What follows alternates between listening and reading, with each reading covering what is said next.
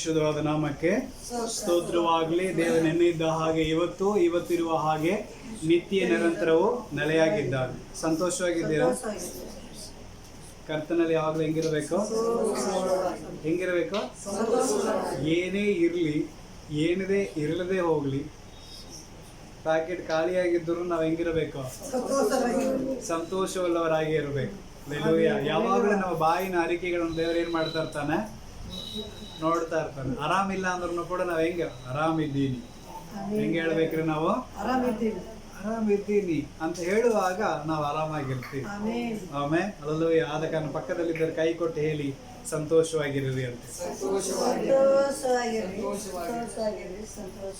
ಅಭಿಷೇಕ ಆಮೇಲೆ ಲೇಲೂಯಾ. ಸೊ ಯಾವಾಗಲೂ ಹೆಂಗಿರ್ಬೇಕು? ನಾವು ಸಂತೋಷವುಳ್ಳವರಾಗಿ ಇರಬೇಕು. ಲೇಲೂಯಾ. ಇನ್ನೊಂದು ಸಾರಿ ಪಕ್ಕದಲ್ಲಿದ್ದವರು ಕೈ ಕೊಟ್ಟು ಹೇಳಿ, ಸಂತೋಷವಾಗಿರಿ. ಆಮೇಲೆ ಲೇಲೂಯಾ. ಶಬ್ದಗಳನ್ನು ಗಮನಿಸಬೇಕು. ಇನ್ನೊಂದು ಸಾರಿ ಕೈ ಕೊಟ್ಟು ಹೇಳಿ, ಮುಖ ನೋಡಿ ಹೇಳಿ, ಸಂತೋಷವಾಗಿ. ಆಮೇಲೆ ಲೇಲೂಯಾ. ನಿಜವಾಗ್ಲೂ ಅವ್ರನ್ನ ಹರಸುವಾಗ ಅವರ ಸಂತೋಷ ನಮ್ಮಲ್ಲಿ ಕೂಡ ಬರಬೇಕು, ನಮ್ಮ ಸಂತೋಷವು ಅವರಲ್ಲಿ ಹೋಗ್ಬೇಕು. ಆಮೇಲೆ ಹಲ್ಲೆಲೂಯಾ. ಕರ್ತನಲ್ಲಿ ಯಾವಾಗಲೂ ಹೆಂಗಿರ್ಬೇಕು? ನಾವು ಸಂತೋಷವುಳ್ಳವರಾಗಿರ್ಬೇಕು. ನಾವು ಬಂದ ತಕ್ಷಣ ತಮಿಳಲ್ಲಿ ಒಂದು ಹಾಡು ಹಾಡಿದ್ದೀವಿ. ಆಮೇಲೆ ನಾವು ಪ್ರಾರಂಭ ಮಾಡುವಾಗ ಒಂದು ಹಾಡು ಹಾಡಿದ್ವಿ ತಮಿಳ್ನಲ್ಲಿ. ಸಂತೋಷಮಾಯಿರುಂಗ ಎಪ್ಪಳದು ಸಂತೋಷಮಾಯಿರುಂಗ. ಕನ್ನಡದಲ್ಲಿ ಹೆಂಗ್ರಿ? ಸಂತೋಷವಾಗಿರಿರಿ, ಯಾವಾಗಲೂ ಸಂತೋಷವಾಗಿರಿರಿ. ಏನೇ ಬಂದರೂ ಏನೇ ಆದರೂ ನಮ್ಮನ ಕರೆದ ದೇವರು ಕೈ ಬಿಡುವುದಿಲ್ಲ, ಸಂತೋಷವಾಗಿರರಿ. ನಮ್ಮನ್ನು ಕರೆದ ದೇವನು ಕೈ ಬೀಳುವುದಿಲ್ಲ, ಸಂತೋಷವಾಗಿರರಿ. ಆಮೇನ್. ನಮ್ಮನ್ನು ಕರೆದ ದೇವರು ನಮ್ಮನ್ನ ಏನ್ ಮಾಡೋಗಿಲ್ಲ ರೀ, ಕೈ ಬಿಡುವುದೇ ಇಲ್ಲ. ಅಲ್ಲೆಲ್ಲೂಯ್ಯ. ಆದ ಕಾರಣ ಯಾವಾಗ್ಲೂ ಹೆಂಗಿರ್ಬೇಕಂತ ನಾವು ಸಂತೋಷವಾಗಿ ಇರಬೇಕು. ಅಲ್ಲೆಲ್ಲೂಯ್ಯ.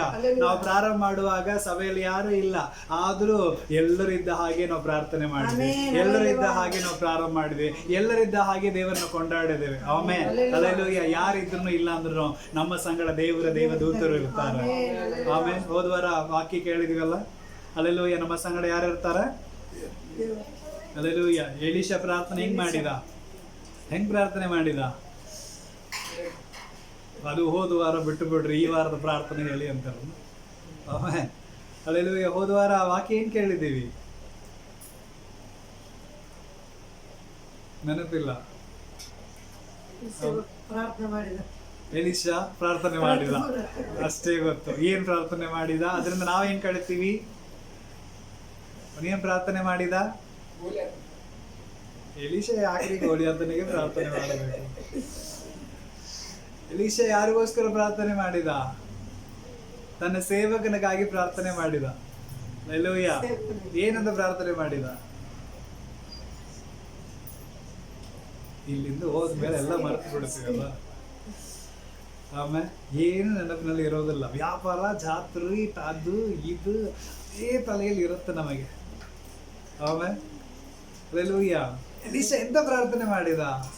ಸೈನಿಕರು ಅಡ್ಡಿ ಕಟ್ಟಿದರು. ಹಾ, ಅವ್ರಿಗೆ ಕಣ್ಣು ತೆರೆ ಎಂಬುದಾಗಿ ಪ್ರಾರ್ಥನೆ ಮಾಡಿದ. ಆಮೇಲೆ ಹಲ್ಲೆಲೂಯಾ. ಮಾಡಿದ್ನ ಇಲ್ವಾ? ಹಲ್ಲೆಲೂಯಾ.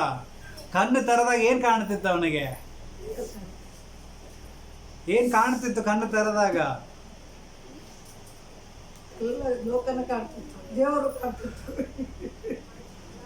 ಸ್ತೋತ್ರ. ಅಗ್ನಿಮಯವಾದ ರಥಗಳು, ಕುದುರೆಗಳು ಅವನ ಕಣ್ಣಿಗೆ ಕಾಣ್ತಾ ಇತ್ತು. ಆಮೇಲೆ ಈ ಲೋಕದಲ್ಲಿರುವವರಿಗಿಂತಲೂ ನಮ್ಮ ಸಂಗಡ ಇರುವವರು ಹೆಚ್ಚಿನವರು. ಆಮೇನ್. ಹಲ್ಲೆಲೂಯಾ. ಅರ್ಧ ಗಂಟೆಗೆ ಮೇಲೆ ಗಂಟ್ಲ ಒಣಗೋ ತನಕ ಕಿರ್ಚಿ ಪ್ರಸಂಗ ಮಾಡಿದ್ರು ಏನು ನೆನಪಿಲ್ಲ ಅಂದ್ರೆ ಎಂತ ಮಾಡ್ಲಿ ದೇವರಿಗೆ ಸ್ತೋತ್ರ. ಮತ್ತೆ ನೋಡಿದ್ರೆ ಹೋದ್ವಾರ ಸಭೆ ಭಯಂಕರ ತುಂಬಿತ್ತು. ಹಲ್ಲೆಲೂಯಾ. ಆ ಖುಷಿಯೆಲ್ಲ ಮರೆತು ಬಿಟ್ರ ಏನು ಮತ್ತೆ? ಆಮೇಲೆ ಹಲ್ಲೆಲೂಯಾ. ಹಲ್ಲೆಲೂಯಾ. ಎಲೀಷ ತನ್ನ ಸೇವಕನಿಗಾಗಿ ಪ್ರಾರ್ಥನೆ ಮಾಡ್ತಾನೆ. ಹೇಳ್ತಾ ಇದ್ರು ವಾರ ಈ ಒಂದು 7 ವಾರಗಳು ಅಂದ್ರೆ ಸತತವಾಗಿ ಈ ಒಂದು ಉಪವಾಸದ ದಿನಗಳು 7 ವಾರಗಳು ಏನ್ ಮಾಡ್ತಾ ಇದೀವಿ ನಾವು? ಪ್ರಾರ್ಥನೆಗಳನ್ನು ಕುರಿತು ನಾವೇನ್ ಮಾಡ್ತಾ ಇದ್ದೇವೆ, ಧ್ಯಾನ ಮಾಡ್ತಾ ಇದ್ದೇವೆ. ಸೊ ಈ ವಾರ ಎಲಿಷನ ಗುರುವಾಗಿರುವಂತ ಎಲಿಯನ ಪ್ರಾರ್ಥನೆಯನ್ನು ಕುರಿತು ನಾವು ನೋಡ್ತಾ ಇದ್ದೇವೆ. ಹಲ್ಲೆಲೂಯಾ. ಇದು 3ನೇ ವಾರ, 3ನೇ ವ್ಯಕ್ತಿಯ ಪ್ರಾರ್ಥನೆ. ಮೊದಲನೇ ವಾರದಲ್ಲಿ ಯಾರು ಪ್ರಾರ್ಥನೆ ನೋಡಿದ್ದೇವೆ? ಡ್ಯಾನಿಯಲನ ಪ್ರಾರ್ಥನೆಯನ್ನು ನೋಡಿದ್ದೇವೆ. ಆಮೇನ್. 2ನೇ ವಾರ ಯಾವ ಪ್ರಾರ್ಥನೆ ನೋಡಿದ್ದೇವೆ? ಎಲಿಷನ ಪ್ರಾರ್ಥನೆಯನ್ನು ನೋಡಿದ್ದೇವೆ. ಇದು 3ನೇ ವಾರ ಎಲಿಯನ ಪ್ರಾರ್ಥನೆ ನಾವು ನೋಡ್ಲಿಕ್ಕಿದ್ದೇವೆ. ಹಲ್ಲೆಲೂಯಾ. ಯಾರ ಪ್ರಾರ್ಥನೆ? ಎಲಿಯನ ಪ್ರಾರ್ಥನೆ. ಅದಕ್ಕೆ ಸಂಬಂಧಪಟ್ಟ ಒಂದು ವಾಕ್ಯವನ್ನು ಓದಿಕೊಡೋಣ. ಇವತ್ತು ವಾಕ್ಯ ಓದೋರು ನಮ್ಮ ಸಂಗಡ ಇಲ್ಲ, ನೀವೇ ವಾಕ್ಯ ಓದಿ ನನ್ನ ಸಹಾಯ ಮಾಡಬೇಕು. ಆಮೇನ್. ಹಲ್ಲೆಲೂಯಾ. ಯಾಕೋಬನ ಬರೆದಂತ ಪತ್ರಿಕೆ 5ನೇ ಅಧ್ಯಾಯ, ಯಾಕೋಬ 5ನೇ ಅಧ್ಯಾಯ 17ನೇ ವಚನ. ಯಾಕೋಬ 5ನೇ ಅಧ್ಯಾಯ 17ನೇ ವಚನ. ಎಲಿಯನು ನಮ್ಮಂತ ಸ್ವಭಾವವುಳ್ಳ ಮನುಷ್ಯನಾಗಿದ್ದನು. ಅವನು ಮಳೆ ಬಾರದೆಂದು ಬಹಳವಾಗಿ ಪ್ರಾರ್ಥಿಸಿದನು. 3 ವರ್ಷ 6 ತಿಂಗಳವರೆಗೂ ಮಳೆ ಬೀಳಲೇ ಇಲ್ಲ. ಸಾಕು. ಆಮೇಲೆ ಎಲಿಯ ನಮ್ಮಂತೆ ಸ್ವಭಾವವುಳ್ಳ ಮನುಷ್ಯನಾಗಿದ್ದನು. ಹಲ್ಲೆಲೂಯಾ. ತಮಿಳಿನ ವಾಕ್ಯ ಹಿಂಗಿದೆ, ಎಲಿಯ ನಮ್ಮೈ ಪೋಳ ಪಾಡುಳ್ಳ ಮನುಷ್ಯನಾಗಿದ್ದನು. ತೆಲುಗಿನಲ್ಲಿ ఉందా? ఏలియా ನಮ್ಮ ತರನೇ ಸ್ವಭಾವ ಇರುವಂತ ಮನುಷ್ಯನು. ಆಮೇಲೆ ಎಲಿಯ ಎಂತ ಮನುಷ್ಯ? ದೊಡ್ಡ ಪ್ರವಾದಿ ಅಂತ ಇಲ್ಲ, ದೊಡ್ಡ ಸೇವಕ ಅಂತ ಇಲ್ಲ, ದೊಡ್ಡ ವ್ಯಕ್ತಿ ಅಂತ ಇಲ್ಲ. ಆದರೆ ವಾಕ್ಯದಲ್ಲಿ ನಾವು ನೋಡ್ತಾ ಇದ್ದೇವೆ, ನಮ್ಮಂತೆ ಒಂದು ಸ್ವಭಾವ ಇರುವಂತ ಮನುಷ್ಯನು, ನಮ್ಮಂತೆ ಒಂದು ಬಾಧೆ ಪಡುವಂತ ಮನುಷ್ಯನು, ನಮ್ಮಂತೆ ಜೀವನ ನಡೆಸುವಂತ ಒಂದು ಮನುಷ್ಯನು. ಆದರೆ ಆ ಮನುಷ್ಯನು ಎಂಥ ಪ್ರಾರ್ಥನೆ ಮಾಡ್ತಾ ಇದ್ದಾನೆ? ತೆಲುಗಿನಲ್ಲಿ ಏನ್ ಪ್ರಾರ್ಥನೆ? మన వంటి స్వభావం గల మనుషుడే వర్షింపకుండునట్లు అతడు ఆసక్తితో ప్రార్థన చేశాడు. ఆమేన్. ಹಲ್ಲೆಲೂಯಾ. ಏನ್ ಪ್ರಾರ್ಥನೆ ಮಾಡಿದಂತೆ? ಆಸಕ್ತಿಯೊಂದಿಗೆ. ಕನ್ನಡದಲ್ಲಿ ನಾವು ನೋಡ್ತಾ ಇದ್ದೀವಿ, ಬಹಳವಾಗಿ ಪ್ರಾರ್ಥನೆ ಮಾಡಿದನು.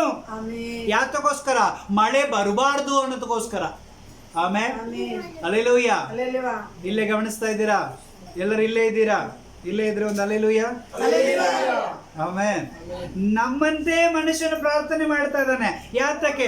ಮಳೆ ಬರಬಾರ್ದಂತೆ. ಯಾರ ನಿಂಗೆ ಪ್ರಾರ್ಥನೆ ಮಾಡ್ತಾರ? ಇಂಥ ಬೇಸಿಗೆಯಲ್ಲಿ ನಾವು ಏನಂತ ಪ್ರಾರ್ಥನೆ ಮಾಡ್ತೀವಿ? ದೇವ್ರೆ ಒಳ್ಳೆ ಮಳೆ ಬರಲಿ ಅಪ್ಪ, ಒಳ್ಳೆ ಬೆಳೆ ಬರಲಿ ಅಪ್ಪ. ಪ್ರಾರ್ಥನೆ ಮಾಡ್ತೀವ ಇಲ್ವಾ? ತಕ್ಕ ಸಮಯಕ್ಕೆ ಮಳೆ ಕೊಡು ಸ್ವಾಮಿ, ಅಲ್ಲಿ ಜನರನ್ನು ತಂಪು ಮಾಡಪ್ಪ ಅಂತ ಹೇಳಿನೇ ಪ್ರಾರ್ಥನೆ ಮಾಡ್ತೀವಿ. ಆದ್ರೆ ಎಲಿಯ ಏನ್ ಪ್ರಾರ್ಥನೆ ಮಾಡ್ತಾ ಇದ್ದಾನ್ರಿ?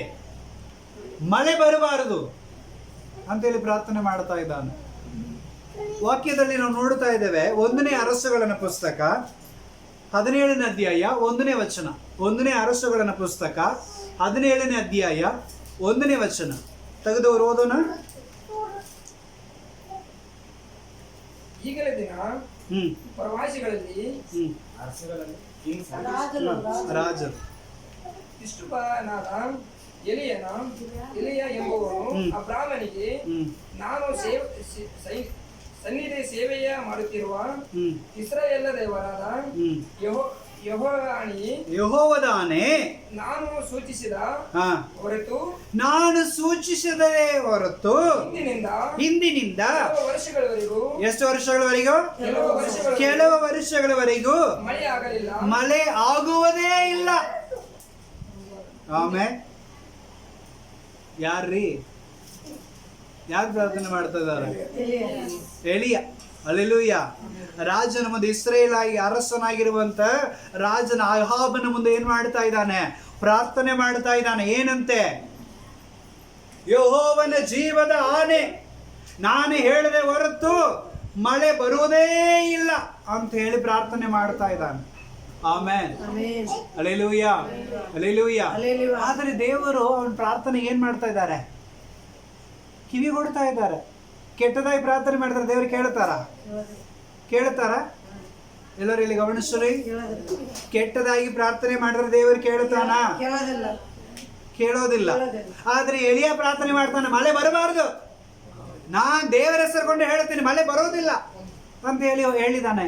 ಆದರೆ ದೇವರು ಇವನ ಕೂಗಿಗೆ ಕಿವಿಗೊಟ್ಟು ಮಳೆಯನ್ನು ತಡೆಗಟ್ಟಿದ. Amen, hallelujah. ಆಮೇಲೆ ಕೆಟ್ಟದಾಗಿ ಪ್ರಾರ್ಥನೆ ಮಾಡ್ತಾ ಇದ್ದಾನೆ, ಆದ್ರೂ ಕೂಡ ದೇವರು ಏನ್ ಮಾಡ್ತಿದ್ದಾರೆ? ಮಳೆಯನ್ನು ಸ್ಟಾಪ್ ಮಾಡಿದ್ದಾರೆ. ಸಾಮಾನ್ಯ ಮನುಷ್ಯ ಪ್ರಾರ್ಥನೆ ಮಾಡ್ತಾ ಇದ್ದಾನೆ, ದೇವರು ಮಳೆಯನ್ನು ಸ್ಟಾಪ್ ಮಾಡಿದ್ದಾನೆ. ಹಲ್ಲೆಲೂಯಾ. ಯಾಕೆ? ಹೇಗೆ? ವಾಕ್ಯವನ್ನು ಓದೋಣ. 17ನೇ ಅಧ್ಯಾಯ 1ನೇ ವಚನ ಬಿಟ್ಟಿದ ಭಾಗದಿಂದ ಓದಿಕೊಳ್ಳೋಣ. ತರುವಾಯ ಯೆಹೋವನು ಎಲೀಯನಿಗೆ, ನೀನು ಈ ಸ್ಥಳವನ್ನು ಬಿಟ್ಟು ಪೂರ್ವ ದಿಕ್ಕಿಗೆ ಹೋಗಿ ಯೋರ್ದನ್ ಹೊಳೆಯ ಆಚೆಯಲ್ಲಿರುವ ಇಲ್ಲ 1ನೇ ವಚನವನ್ನು ಮತ್ತೆ ಓದ್ರಿ, ಇಲ್ಲ ತೆಲುಗಿನಲ್ಲಿ ಓದ್ರಿ ಅದನ್ನ. 1ನೇ ಅರಸುಗಳ ಪುಸ್ತಕ 17ನೇ ಅಧ್ಯಾಯ 1ನೇ వచనం.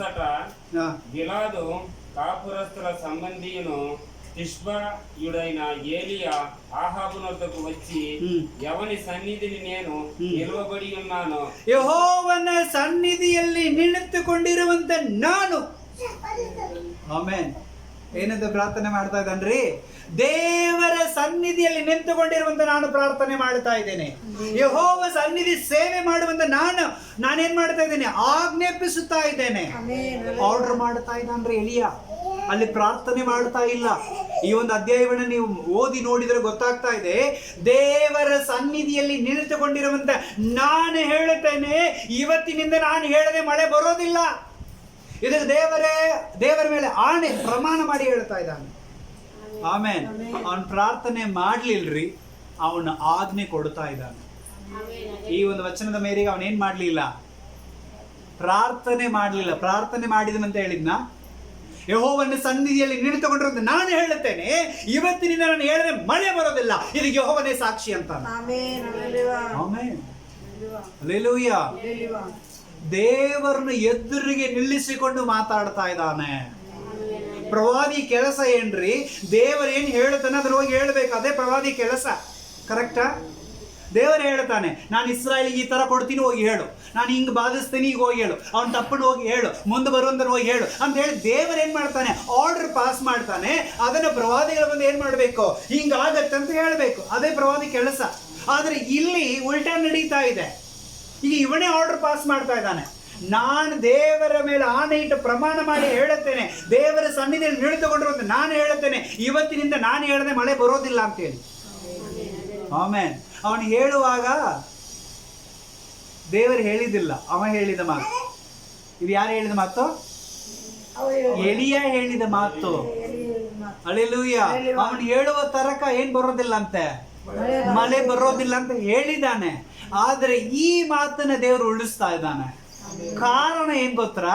ಇವ ದೇವರ ಸನ್ನಿಧಿಯಲ್ಲಿ ನಿಂತುಕೊಂಡಿದ್ದಾನೆ, ದೇವರ ಎದುರುಗಡೆ ನಿಂತುಕೊಂಡಿದ್ದಾನೆ. ನಮ್ಮ ತಮಿಳಿನಲ್ಲಿ ನಾವು ನೋಡ್ತಾ ಇದೀವಿ, ಇಸ್ರಾಯೇಲಿನ ದೇವನಾಗಿರ ಕರ್ತರಿಗೆ ಮುಂಭಾಗ ನಿರ್ಖರನ. ಆಮೇಲೆ ಸೇನಾಧೀಶ್ವರನಾದ ಯೆಹೋವನ ಮುಂದುಗಡೆ ನಿಂತುಕೊಂಡಿದ್ದಿರುವಂತ ನಾನಂತಾನೆ. ದೇವರ ಮುಂದೆ ನಿಂತುಕೊಳ್ಬೇಕಂದ್ರೆ ಅದು ಗಟ್ಟಿಸ್ಬೇಕು, ಅದಕ್ಕೆ ಧೈರ್ಯ ಬೇಕು. ಆಮೇನ್. ಅವನು ನೀತಿವಂತನಾಗಿರ್ಬೇಕು, ಉನ್ನತನಾಗಿರ್ಬೇಕು. ದೇವರ ಮುಂದೆ ನಿಂತುಕೊಳ್ಳಿಕ್ಕೆ ಯಾವನಿಗೆ ಯೋಗ್ಯತೆ ಇಲ್ಲ ಅಂತ ದೇವರ ವಾಕ್ಯದಲ್ಲಿ. Hallelujah, hallelujah. ದೇವರ ಮುಂದೆ ನಿಂತುಕೊಂಡು ಮಾತಾಡ್ತಾನಂದ್ರೆ ಎಷ್ಟು ಮಟ್ಟಿಗೆ ಅವನು ದೇವರನ್ನ ಎದುರುಗಡೆ ನಿಂತುಕೊಳ್ಳಿಕ್ಕೆ ಯೋಗ್ಯನಾಗಿರ್ಬೇಕು ಅವನು. ಆ ಯೋಗ್ಯತೆ ನಮಗಿದೆಯಾ? ಆದಾಮ ಕೂಡ ಇಲ್ಲ. ದೇವರು ಬರ್ತಾ ಇರುವಾಗ ಓಡಿ ಏನ್ ಮಾಡಿದ? ಅವನು ಅಡಗಿಕೊಂಡ. ಆಮೇನ್. ದೇವರ ಸ್ವರವನ್ನು ಕೇಳಿದ ಕೂಡಲೇ ಓಡಿದಾಗ ಏನ್ ಮಾಡಿದ? ಅವನು ಅಡಗಿಕೊಂಡ. ದೇವರ ಮುಂದೆ ನಿಂತುಕೊಳ್ಳಿಕ್ಕೆ ಆಗ್ಲಿಲ್ಲ. ಆದ್ರೆ ಎಲಿಯ ಹೇಳ್ತಾ ಇದ್ದಾನೆ, ದೇವರನ್ನ ಎದುರಿಗೆ ಇಟ್ಟುಕೊಂಡು ನಾನು ಮಾತಾಡ್ತಾ ಇದ್ದೀನಿ, ದೇವರ ಮುಂದುಗಡೆ ನಿಂತುಕೊಂಡಿರೋದು ನಾನು ಮಾತಾಡ್ತಾ ಇದ್ದೀನಿ. Hallelujah, hallelujah. ಇವತ್ತು ದೇವರನ್ನ ಎದುರಿಗೆ ಇಟ್ಟುಕೊಂಡು ನಾವು ಪ್ರಾರ್ಥನೆ ಮಾಡ್ತಾ ಇದ್ದೀವ? ಯೋಚನೆ ಮಾಡ್ರೆ ಪ್ರಿಯರೇ. ಹಲ್ಲೆಲೂಯಾ. ಆದ್ರೆ ಎಲಿಯ ಪ್ರಾರ್ಥನೆ ಮಾಡ್ತಾ ಇದ್ದಾನೆ. ಎಲ್ಲಿ ತನಕ? ಮಳೆ ಬರಬಾರ್ದು ಅಂತ ಹೇಳಿದ ದಿನ ಬರೋ ತನಕ ಅವನು ಪ್ರಾರ್ಥನೆ ಮಾಡ್ತಾ ಇದ್ದಾನೆ. ಅವನು ಹೇಳುವಾಗ ದೇವರು ಹೇಳಲಿಲ್ಲ, ಆದ್ರೆ ಅದಕ್ಕಾಗಿ ದಿನ ಪ್ರಾರ್ಥನೆ ಮಾಡ್ತಾ ಇದ್ದನು. ಹಲ್ಲೆಲೂಯಾ. ಅರ್ಥ ಆಗ್ತಾ ಇದೆಲ್ಲ? ಬಹಳವಾಗಿ ಪ್ರಾರ್ಥನೆ ಮಾಡಿದ. ಕನ್ನಡದಲ್ಲಿ ಬಹಳವಾಗಿ ಪ್ರಾರ್ಥನೆ ಮಾಡಿದ. ಅರ್ಥ ಏನು? ನಾನು ಹೇಳ್ಬಿಟ್ಟಿದ್ದೀನಿ, ಆದ್ರೆ ಇದನ್ನ ದೇವರು ಏನ್ ಮಾಡ್ಬೇಕು? ನಡೆಸಿಕೊಡ್ಬೇಕಂತೇಳಿ ದಿನ ದಿನ ದಿನ ದಿನ ದಿನ ದಿನ ದಿನ ದಿನ ಅವನೇನ್ ಮಾಡ್ತಾ ಇದ್ದಾನೆ? ಪ್ರಾರ್ಥನೆ ಮಾಡ್ತಾ ಇದ್ದ. ಆಮೇಲೆ ಡೇ ಬೈ ಡೇ ದೇವರೇ ನಾನು ಹೇಳ್ಬಿಟ್ಟಿದ್ದೀನಿ, ನನಗೆ ಗೊತ್ತಿಲ್ಲ, ಆದ್ರೆ ನೀನು ನಡೆಸಿಕೊಡ್ಬೇಕಂತೇಳಿ ದಿನಾನು ಪ್ರಾರ್ಥನೆ ಮಾಡ್ತಾ ಇದ್ದ ಅವನು. ಆಮೇಲೆ ನಮ್ಮಂತ ಮನುಷ್ಯ ಹೇಳ್ಬಿಟ್ಟಿದ್ದಾನೆ, ಮಾತು ಕೊಟ್ಟು ಬಿಟ್ಟಿದ್ದಾನೆ, ಅವನ ಕೈನಲ್ಲಿ ಆಗೋದಿಲ್ಲ. ಮಳೆ ತಡಿಸ್ಲಿಕ್ಕೆ ಆಗತ್ತಾ? ಮಳೆ ನಿಲ್ಲಿಸ್ಲಿಕ್ಕೆ ಆಗತ್ತಾ? ಸೂರ್ಯ ನಿಂದ್ರಿಸ್ಲಿಕ್ಕೆ ಆಗತ್ತಾ? ಏನಾದ್ರು ಮಾಡ್ಲಿಕ್ಕೆ ಆಗತ್ತಾ? ದೊಡ್ಡ ಕಾರ್ಯಗಳು ಮಾಡ್ಲಿಕ್ಕೆ ಏನಾಗೋದಿಲ್ಲ. ಆದರೆ ಮಾತು ಹೇಳ್ಬಿಟ್ಟಿದ್ದಾನೆ. ಆದರೆ ಈಗ ಅದು ನಡೆಸಿಕೊಡ್ಬೇಕಂದ್ರೆ ಯಾರು ಮಾಡಬೇಕು? ದೇವರು ಮಾಡಬೇಕು. ಹಾಗಾಗಿ ಆ ಮಾತಿಗೋಸ್ಕರ ದಿನಾಳು ಪ್ರಾರ್ಥನೆ ಮಾಡ್ತಾ ಇದ್ದಾನೆ. ದಿನಾಳು ಪ್ರಾರ್ಥನೆ ಮಾಡ್ತಾ ಇದ್ದಾನೆ. ಡೈಲಿ ಪ್ರಾರ್ಥನೆ ಮಾಡ್ತಾ ಇದ್ದಾನೆ. ಹಗಲು ರಾತ್ರಿ ಪ್ರಾರ್ಥನೆ ಮಾಡ್ತಾ ಇದ್ದಾನೆ. ಯಾತಗೋಸ್ಕರ? ಮಳೆ ಬರಬಾರದು ಅನ್ನೋದಕ್ಕೋಸ್ಕರ. ಒಂದೇ ಟೈಮ್ನಲ್ಲಿ ಪ್ರಾರ್ಥನೆ ಮಾಡ್ಲಿಲ್ರಿ ಅವ. ಮಳೆ ಬರೋದಿಲ್ಲ ತಗೋ ಅಂತ ಹೇಳಿ ಹೋಗ್ಬಿಡ್ಲಿಲ್ಲ. ದೇವರೇ ಹೇಳ್ಬಿಟ್ಟಿದ್ದೀನಿ, ನಿನ್ನ ಮೇಲೆ ಪ್ರಮಾಣ ಮಾಡಿ ಹೇಳ್ಬಿಟ್ಟಿದ್ದೀನಿ, ನಿನ್ನ ಎದುರುಗಡೆನೆ ಹೇಳಿಬಿಟ್ಟಿದ್ದೀನಿ, ಈ ಮಾತನ್ನು ಉಳಿಸಿಕೊಡ್ಬೇಕಂತೇಳಿ ದಿನಾಳು ಪ್ರಾರ್ಥನೆ ಮಾಡ್ತಾನೆ. ಒಂದು ದಿನ ಪ್ರಾರ್ಥನೆ ತಪ್ಪಿದ್ರೆ ಮಳೆ ಬಂದು ಬಿಡ್ತಿತ್ತು. ಆಮೇಲೆ ಇವನ್ ರಾಜ ಸುಮ್ಮನೆ ಬಿಡ್ತಿದ್ದಲ್ಲ, ಲೇ ಮಗನೇ ಏನು ನನಗೆ ಸುಳ್ಳು ಹೇಳಿದ್ಯಾ ಅಂತ ರಾಜ ಕಡ್ದೇ ಬಿಡ್ತಿದ್ದ ಎಳಿಯಾಗಿ. ಆಮೇಲೆ ಹೌದಾ ಇಲ್ವಾ? ರಾಜನ ಕೋಪ ಅಷ್ಟು ಸರಳ ಇಲ್ಲ ರೀ. ರಾಜ ಹೇಳಿದ್ರೆ ಮುಗಿದು ಬಿಡ್ತು. ತಲೆ ತಗಸ್ರಿ ಅಂದ್ರೆ ತೆಗಿಬೇಕು ತಲೆ. ರಾಜನ ಆರ್ಡರ್ ಅಷ್ಟು ದೊಡ್ಡದು. ಆದ್ರೆ ಅವನ್ ಮುಂದೆ ಮಾತಾಡ್ಬಿಟ್ಟಿದ್ದಾನೆ ಮಳೆ ಬರೋದಿಲ್ಲ ಅಂತ ಹೇಳಿ. ಈಗ ಮಳೆ ಬರಬಾರ್ದು ಅಂದ್ರೆ ಇವ ಏನ್ ಮಾಡ್ಬೇಕು? ಅಷ್ಟು ಮಟ್ಟಿಗೆ ಅವನು ಪ್ರಾರ್ಥನೆ ಮಾಡಬೇಕು. ಅಲ್ಲೆಲ್ಲೂ ದೇವರ ಮುಂದುಗಡೆ ನಿಂತುಕೊಳ್ಳೋದು ಅಷ್ಟು ಸುಲಭ ಇಲ್ಲದೆ ವಾಕ್ಯವನ್ನು ಓದಿಕೊಳ್ಳೋಣ. 1ನೇ ಸಾಮುವೇಲನ ಪುಸ್ತಕ 6ನೇ ಅಧ್ಯಾಯ 20ನೇ ವಚನ. 1ನೇ ಸಾಮುವೇಲನ ಪುಸ್ತಕ 6ನೇ ಅಧ್ಯಾಯ 20ನೇ ವಚನ. ಹಾಗೆಲ್ಲ ದೇವರಾದ ಯೆಹೋವನ ಮುಂದೆ ಯಾರು ನಿಂತರು? ಯೆಹೋವನ ದೇವರ ಮುಂದೆ ಯಾರು ನಿಂತುಕೊಳ್ಳುವರು? ಕ್ವಶನ್ ಮಾರ್ಕ್ ಇದೆಯಾ ಅಲ್ಲಿ? ಅಂದ್ರೆ ಪ್ರಶ್ನೆ ತರನೇ ಓದಬೇಕಾದ್ರೆ. ಆಮೇಲೆ ಅಲ್ಲೆಲ್ಲೂಯ್ಯ. ಅರ್ಥ ಆಯ್ತಲ್ಲ? ವಾಕ್ಯಗಳನ್ನು ಓದುವಾಗ ವಾಕ್ಯ ಹೆಂಗ್ ಮಾತಾಡುತ್ತೋ ಹಂಗೆ ಓದಬೇಕು. ಆಮೇಲೆ ಪ್ರಶ್ನಾಪೂರ್ವಕವಾಗಿದ್ರೆ ಪ್ರಶ್ನಾಪೂರ್ವಕವಾಗಿಯೇ ಓದಬೇಕು. ಆಮೇಲೆ ಅಲ್ಲೆಲ್ಲೂಯ್ಯ. ಓದ್ರಿ. ಅಹಮ್ಯ ದೇವರಾಗಿರುವ ಯೆಹೋವನ ಮುಂದೆ ಯಾರು ನಿಂತಾರೋ? ಆಮೇಲೆ ಅಹಮ್ಯವಾದ ದೇವರ ಮುಂದೆ ಯಾರು ನಿಂತಾರೋ? ದೇವರ ಮುಂದೆ ನಿಂತುಕೊಳ್ಳಿಕ್ಕೆ ಆಗತ್ತಾ? ಅಹಮ್ಯವಾದ ದೇವರು. ಅಹಮ್ಯವಾದಂದ್ರೆ ಯಾರು ಸೇರಲಿಕ್ಕೆ ಆಗದೇ ಇರುವಂತ ಜಾಗದಲ್ಲಿ ನಿಂತುಕೊಂಡಿರುವಂತ ದೇವರು. ಆಮೇಲೆ ಪ್ರಕಾಶಿಸುವಂತ ದೇವರು, ಭಯಂಕರನಾದ ದೇವರು. ಅವನ ಮುಂದೆ ನಿಂತುಕೊಳ್ಳಿಕ್ಕೆ ಆಗತ್ತಾ ಅಂತೇಳಿ ಪ್ರಶ್ನೆ. ಆಮೇಲೆ ಅಲ್ಲೆಲ್ಲೂಯ್ಯ. ಮೋಶೆ ಗುಡ್ಡ ಬಿಟ್ಟ ಕೆಳಗೆ ಇಳಿದು ಬರುವಾಗ ಅವನ ಮುಖ ಹೆಂಗಿತ್ತಂತೆ? ತೇಜೋಮಯವಾಗಿತ್ತು. ಅವನ ಮುಖವನ್ನು ಏನ್ ಮಾಡ್ಲಿಕ್ಕೆ ಆಗ್ಲಿಲ್ಲ, ನೋಡ್ಲಿಕ್ಕೆ ಆಗ್ಲಿಲ್ಲ. ಎಲ್ಲರೂ ತಲೆ ಬಗ್ಗಿಸಿಕೊಂಡು ಯಪ್ಪ ನಾವು ದೇವರ ಹತ್ರ ಮಾತಾಡೋದಲ್ಲ, ನೀನೇ ಮಾತಾಡೋಣ ಅಂತಿದ್ರು ಇಸ್ರಾಯೇಲ್ ಜನರು. ಅಷ್ಟು ಪ್ರಕಾಶ ಇರುವಂತ ದೇವರು ನಮ್ಮ ದೇವರು. ಅವನ ಮುಂದೆ ನಿಂತುಕೊಳ್ಳಿಕ್ಕೆ ಆಗತ್ತಾ? ಅವನ ಮುಂದೆ ನಿಂತುಕೊಳ್ಳಿಕ್ಕೆ ಆಗೋದೇ ಇಲ್ಲ. ಆದರೆ ಎಲಿಯ ನಿಂತುಕೊಂಡಿದ್ದ. ಆಮೇಲೆ ನಲ್ಲೂ ಎಲಿಯ ಏನ್ ಮಾಡಿದ್ದಾರೆ? ದೇವರ ಸನ್ನಿಧಿಯಲ್ಲಿ ಆತನ ಎದುರುಗಡೆ ನಿಂತುಕೊಂಡಿದ್ದ. ಅಲ್ಲೆಲ್ಲೂ ಆದ ಕಾರಣ ನನ್ನ ಮುಂದೆ ನಿಂತುಕೊಂಡ ಯೋಗ್ಯನಂತೇಳಿ ಅವನ ಪ್ರಾರ್ಥನೆಯನ್ನು ದೇವರು ಕೇಳಿದರು. ಇವತ್ತು ದೇವರ ಮುಂದುಗಡೆ ನಾನು ನಿಂತುಕೊಳ್ಳೋದಾದರೆ ದೇವರು ನನ್ನ ಪ್ರಾರ್ಥನೆಯನ್ನು ಕೇಳುತ್ತಾನೆ. ಅಲ್ಲೆಲ್ಲೂಯ್ಯ. ದೇವರನ್ನು ಬಿಟ್ಟು ಸರಿಯಲೇಬಾರದು. ಅಲ್ಲೆಲ್ಲೂಯ್ಯ. ದಾವೀದನ ಹೇಳ್ತಾ ಇದ್ದಾನೆ, ಯಾವಾಗಲೂ ನನ್ನ ದೇವರನ್ನ ಎದುರುಗಡೆನೇ ಇಟ್ಟುಕೊಂಡಿದ್ದೇನೆ ಎಂಬುದಾಗಿ. ಅಲ್ಲೆಲ್ಲೂಯ್ಯ. ದೇವರನ್ನ ಎದುರುಗಡೆನೆ ಇಟ್ಟುಕೊಂಡಿದ್ರೆ ನಾನು ಪಾಪ ಮಾಡೋಂಗಿಲ್ಲ. ದೇವರನ್ನ ಎದುರುಗಡೆನೆ ಇಟ್ಟುಕೊಂಡಿದ್ರೆ ನಾನು ತಪ್ಪು ಮಾಡೋಂಗಿಲ್ಲ. ದೇವರನ್ನ ಎದುರುಗಡೆನೆ ಇಟ್ಟುಕೊಂಡಿದ್ರೆ ನಾನು ಏನು ಕೆಲಸ ಮಾಡೋಂಗಿಲ್ಲ. ಅಲ್ಲೆಲ್ಲೂಯ್ಯ. ಮೋಶೆ ಹಗಲು ರಾತ್ರಿ 40 ದಿನಗಳು ಗುಡ್ಡದಲ್ಲಿ ಹೋಗಿ ಕೈಗಳನ್ನು ಚಾಚಿಕೊಂಡು ಪ್ರಾರ್ಥನೆ ಮಾಡ್ತಾ ಇದ್ದ. ಅವನ ಬೇರೆ ಏನೋ ನೆನಪಂತ?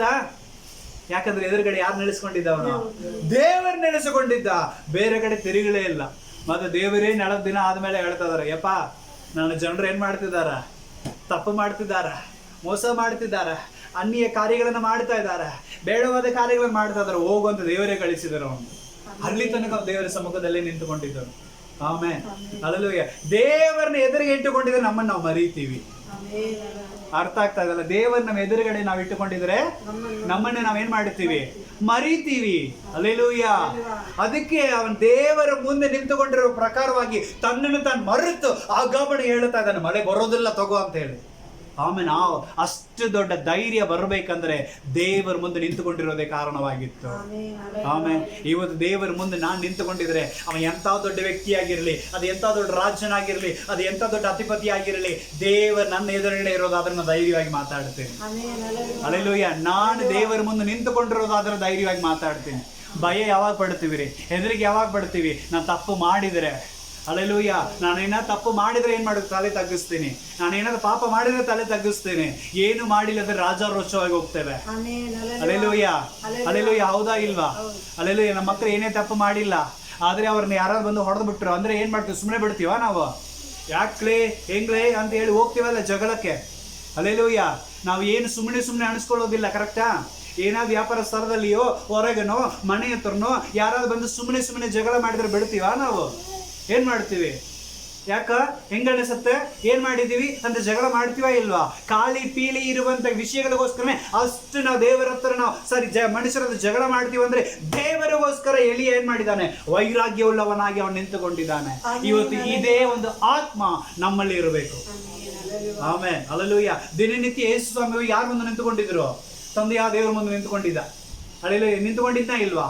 ದಿನಾ ರಾತ್ರಿ ಹೋಗಿ ನಿಂತುಕೊಳ್ತಿದ್ದ. ದೇವರೇ, ಈ ದಿನದ ಪ್ರಾಜೆಕ್ಟ್ ಮುಗೀತು, ನೆಕ್ಸ್ಟ್ ನಾನು ಏನು ಮಾಡಬೇಕು? ಆಮೇಲೆ ನಾವು ನಿಂತುಕೊಳ್ತೀವ? ದೇವ್ರ ವಾಕ್ಯ ಹೇಳ್ತಾ ಇದೆ, ಹಳೆದನ್ನ ಜ್ಞಾಪಕ ಮಾಡಿ ಇಟ್ಟುಕೊಳ್ಬೇಡ, ಮುಂದೆ ಬರೋದನ್ನು ಯೋಚನೆ ಮಾಡಬೇಡ, ಈಗೋ ದೇವರು ಹೊಸ ಕಾರ್ಯವನ್ನು ಮಾಡುತ್ತಾನೆ. ಹಲ್ಲೆಲೂಯಾ. ಹಳೆದನ್ನ ಏನ್ ಮಾಡಬಾರ್ದು ಅಂತ ನಾವು ಮುಗಿದಿದ್ದು ಮತ್ತೆ ಎಳೆದು ಬಂದನ್ನು ತಿರುಗಿ ಅಲ್ಲೇ ಹೋಗ್ಲಿಕ್ಕೆ ಸಾಧ್ಯ ಇಲ್ಲ. ಮುಂದೆ ನಮ್ಮ ಕೈನಲ್ಲಿ ಇಲ್ಲ. ದೇವರು ಇವತ್ತು ಏನ್ ನಮ್ಮ ಕೈನಲ್ಲಿ ಕೊಟ್ಟಿದ್ದಾನೋ ಅದರಲ್ಲಿ ದೇವರಿಗೆ ಕೃತಜ್ಞತವುಳ್ಳವರಾಗಿರೋಣ. Amen, hallelujah. ದೇವರ ಅಗಮ್ಯವಾದ ದೇವರ ಮುಂದೆ ನಿಂತುಕೊಳ್ಳುವವನು ಯಾರು ಅಂತೇಳಿ ಪ್ರಶ್ನೆ. ಹಲ್ಲೆಲೂಯಾ. ನಮ್ಮಿಂದ ನಿಂತುಕೊಳ್ಳಿಕ್ಕೆ ಆಗತ್ತಾ? ಯೋಚನೆ ಮಾಡು. ನಾವು ನಿರ್ದೋಷಿಗಳಾಗಿದ್ದೀವ? ಅಷ್ಟು ನೀತಿವಂತರಾಗಿದ್ದೀವ? ಅಷ್ಟು ಉನ್ನತರಾಗಿದ್ದೀವ? ಅಷ್ಟು ಯೋಗ್ಯರಾಗಿದ್ದೀವ? ಅಷ್ಟು ನಿಷ್ಠೂರವಂತರಾಗಿದ್ದೀವ? ಯೋಚನೆ ಮಾಡ್ರಿ.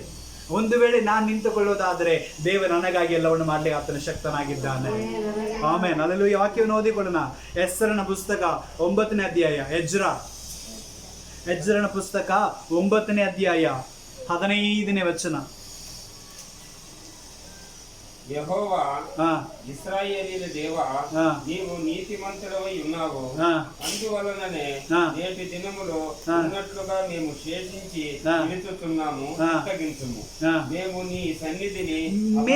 నీ సన్నిధిని ಅಪರಾಧములు ಗನುಕ ಹೆಂಗಿದೀವಂತೆ ನಾವು? ಅಪರಾಧములు. ಹಲ್ಲೆಲೂಯಾ. ನಾವು ನಿನ್ನ ಸನ್ನಿಧಿಯಲ್ಲಿ ನಿಂತುಕೊಂಡಿದ್ದೇವೆ. ಹೆಂಗ್ ನಿಂತುಕೊಂಡಿದ್ದೇವೆ? ಅಪರಾಧಿಯಾಗಿ. ಹಲ್ಲೆಲೂಯಾ. ಅಪರಾಧಿಗಳಾಗಿ, ದೋಷವುಳ್ಳವರಾಗಿ, ತಪ್ಪು ಮಾಡಿದವರಾಗಿ ನಿಂತುಕೊಂಡಿದ್ದೇವೆ. ಎಜ್ರ ಎಂತ ದೊಡ್ಡ ವ್ಯಕ್ತಿ, ಎಂತ ದೊಡ್ಡ ಪ್ರವಾದಿ, ಎಂತ ದೊಡ್ಡ ಯಾಜಕ, ಎಂತ ದೊಡ್ಡ ಪ್ರಾರ್ಥನೆ ಮಾಡುವ ಮನುಷ್ಯ. ಅವನು ಹೇಳ್ತಾ ಇದ್ದಾನೆ, ದೇವರೇ, ನಿನ್ನ ಮುಂದೆ ನಿಂತುಕೊಳ್ಳಿಕ್ಕೆ ಯೋಗ್ಯತೆ ಇಲ್ಲ, ನಾವು ಏನು ಪಾಪಿಗಳು. ಹಲ್ಲೆಲೂಯಾ. ನಾವೆಲ್ಲರೂ ಏನ್ ಮಾಡಿದೀವಿ? ಪಾಪ ಮಾಡಿದ್ದೇವೆ. ಹಲ್ಲೆಲೂಯಾ. ಅರ್ಥ ಆಗ್ತಾ ಇದೆ? ನಾವೆಲ್ಲರೂ ಪುರುಷ ಸಂಬಂಧವಾಗಿ ಹುಟ್ಟಿರೋದು ನಾವೆಲ್ಲರೂ ಪಾಪಿಗಳೇ. ಆಮೇಲೆ ಪುರುಷ ಸಂಬಂಧವಾಗಿ ಹುಟ್ಟಿರೋದು ನಾವೆಲ್ಲರೂ ಪಾಪಿಗಳೇ. ಯೇಸು ಕ್ರಿಸ್ತನ ಒಬ್ಬನ ಮಾತ್ರವೇ ಸ್ತ್ರೀಯಿಂದ ಹುಟ್ಟಿದವನು ಎಂಬುದಾಗಿ ಸತ್ಯವೇದದಲ್ಲಿ ಬರೆಯಲ್ಪಟ್ಟಿದೆ. ಆಮೇಲೆ ಸ್ತ್ರೀಯ ಸಂತತಿ ಯಾರ್ರಿ? ಯೇಸು ಕ್ರಿಸ್ತನು. ಯೇಸು ಕ್ರಿಸ್ತನ ಯಾವ ಸಂತತಿ? ಸ್ತ್ರೀಯ ಸಂತತಿ. ಪುರುಷ ಸಂಬಂಧವಾಗಿ ಯೇಸು ಸ್ವಾಮಿ ಹುಟ್ಟಿಲ್ಲ. ನಾವೆಲ್ಲರೂ ಹುಟ್ಟಿದ ಯಾವುದು? ಪುರುಷ ಸಂಬಂಧದಿಂದಲೇ ಹುಟ್ಟಿದ್ದೇವೆ. ನಾವೆಲ್ಲರೂ ಪಾಪಿಗಳೇ. ಆಮೇಲೆ ನಾವೆಲ್ಲರೂ ಪಾಪಿಗಳೇ. ಆಮೇನ್. ಅದಕ್ಕೆ ನಿನ್ನ ಮುಂದೆ ನಿಂತುಕೊಳ್ಳಿಗೆ ನಾವೆಲ್ಲರೂ ದೋಷ ಮಾಡಿದವರೇ, ತಪ್ಪು ಮಾಡಿದವರೇ ಅಂತೇಳಿ ಎಜ್ರ ಪ್ರಾರ್ಥನೆ ಮಾಡ್ತಾ ಇದ್ದಾನೆ. ಹಲ್ಲೆಲೂಯಾ. ಅದಕ್ಕೆ ಮುಂದೆ ಕಂಟಿನ್ಯೂ ಮಾಡೋಣ. మేము నీ సన్నిధిని అపరాధములు గనుక నీ సన్నిధిని నిలుచుటకు అర్హులము. ನಿನ್ನ ಸನ್ನಿಧಿಯಲ್ಲಿ ನಿಂತುಕೊಳ್ಳಿಕ್ಕೆ ನನಗೆ ಯೋಗ್ಯತೆನೇ ಇಲ್ಲ. ದೇವರ ಸನ್ನಿಧಿಯಲ್ಲಿ ನಿಂತುಕೊಳ್ಳಿಕ್ಕೆ ಆಗತ್ತಾ? ದೇವರ ಸನ್ನಿಧಿಯಲ್ಲಿ ನಿಂತುಕೊಳ್ಳಿಕ್ಕೆ ಆಗತ್ತಾ? ಆಗೋದೇ ಇಲ್ಲ. ಆದ್ರೆ ಎಲಿಯ ದೇವರ ಸನ್ನಿಧಾನದಲ್ಲಿ ನಿಂತುಕೊಂಡಿದ್ದಾನೆ. ಆಮೇಲೆ ದೇವರ ಸಮ್ಮುಖದಲ್ಲಿ ನಿಂತುಕೊಂಡಿದ್ದಾನೆ. ದೇವರನ್ನ ಎದುರಿಗೆ ಇಟ್ಟುಕೊಂಡವನ ಏನ್ ಮಾಡಿದ್ದಾನೆ? ನಿಂತುಕೊಂಡಿದ್ದಾನೆ. Amen, hallelujah. ವಾಕ್ಯ ಹೇಳ್ತಾ ಇದೆ, ಆತನ ಮುಂದೆ ನಿಂತುಕೊಳ್ಳಿಕ್ಕೆ ನಮಗೇನಿಲ್ಲ, ಅರ್ಹತೆ ಇಲ್ಲ, ಯೋಗ್ಯತೆ ಇಲ್ಲ. ಆದ್ರೆ ಎಲಿಯ ಹೇಳ್ತಾ ಇದ್ದಾನೆ, ದೇವರ ಮುಂದೆ ನಿಂತುಕೊಂಡ್ರು ಅಂತ ನಾನು ಹೇಳ್ತಾ ಇದ್ದೇನೆ, ಮಳೆ ಬರೋದಿಲ್ಲ ಅಂತೇಳಿ. ಅಂದ್ರೆ ಅವನು ಎಷ್ಟು ಮಟ್ಟಿಗೆ ಅವನು ನಿರ್ದೋಷಿಯಾಗಿದ್ದಿರ್ಬೇಕು. ಆಮೇಲೆ ಅವನು ಎಷ್ಟು ಮಟ್ಟಿಗೆ ಉತ್ತಮನಾಗಿರ್ಬೇಕು. ಯೋಚನೆ ಮಾಡ್ರಿ. ಈ ಒಂದು ವೇಳೆ ಅವನ ತರ ನಾವು ಪ್ರಾರ್ಥನೆ ಮಾಡೋದಾದ್ರೆ, ಅವನ ತರ ನಾವು ದೇವರ ಸಮ್ಮುಖದಲ್ಲಿ ನಿಂತುಕೊಳ್ಳೋದಾದ್ರೆ, ನಾವು ಏನು ಹೇಳಿದ್ರು ದೇವರು ಕೇಳ್ತಾನೆ. ನನಗೋಸ್ಕರ ದೇವರು ಎಲ್ಲವನ್ನು ಮಾಡಿ ಮುಗಿಸುತ್ತಾನೆ. ಅಲ್ಲೆಲ್ಲೋ ಅರ್ಥ ಆಯ್ತಲ್ಲ ಪ್ರಿಯರೇ?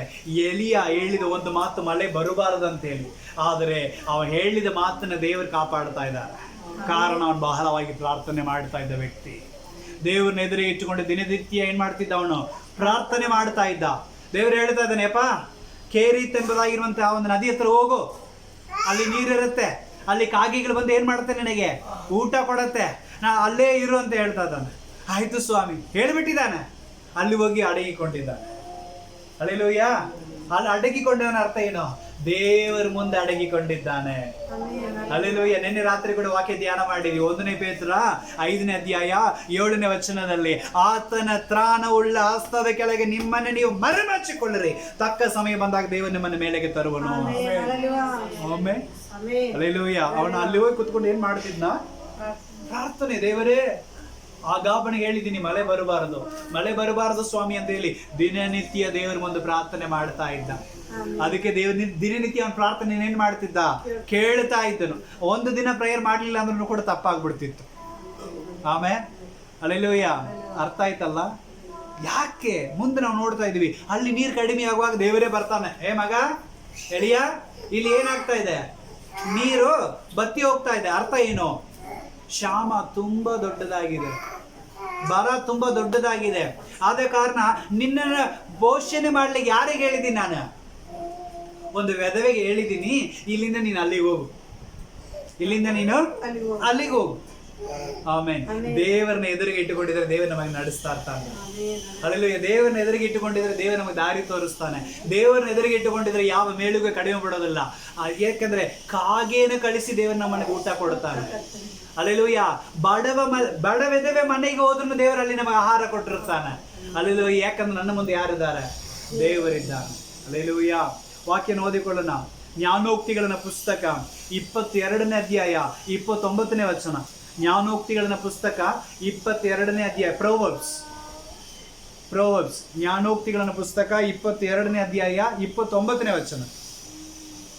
ತೆಗೆದವರು ಓದ್ರಿ.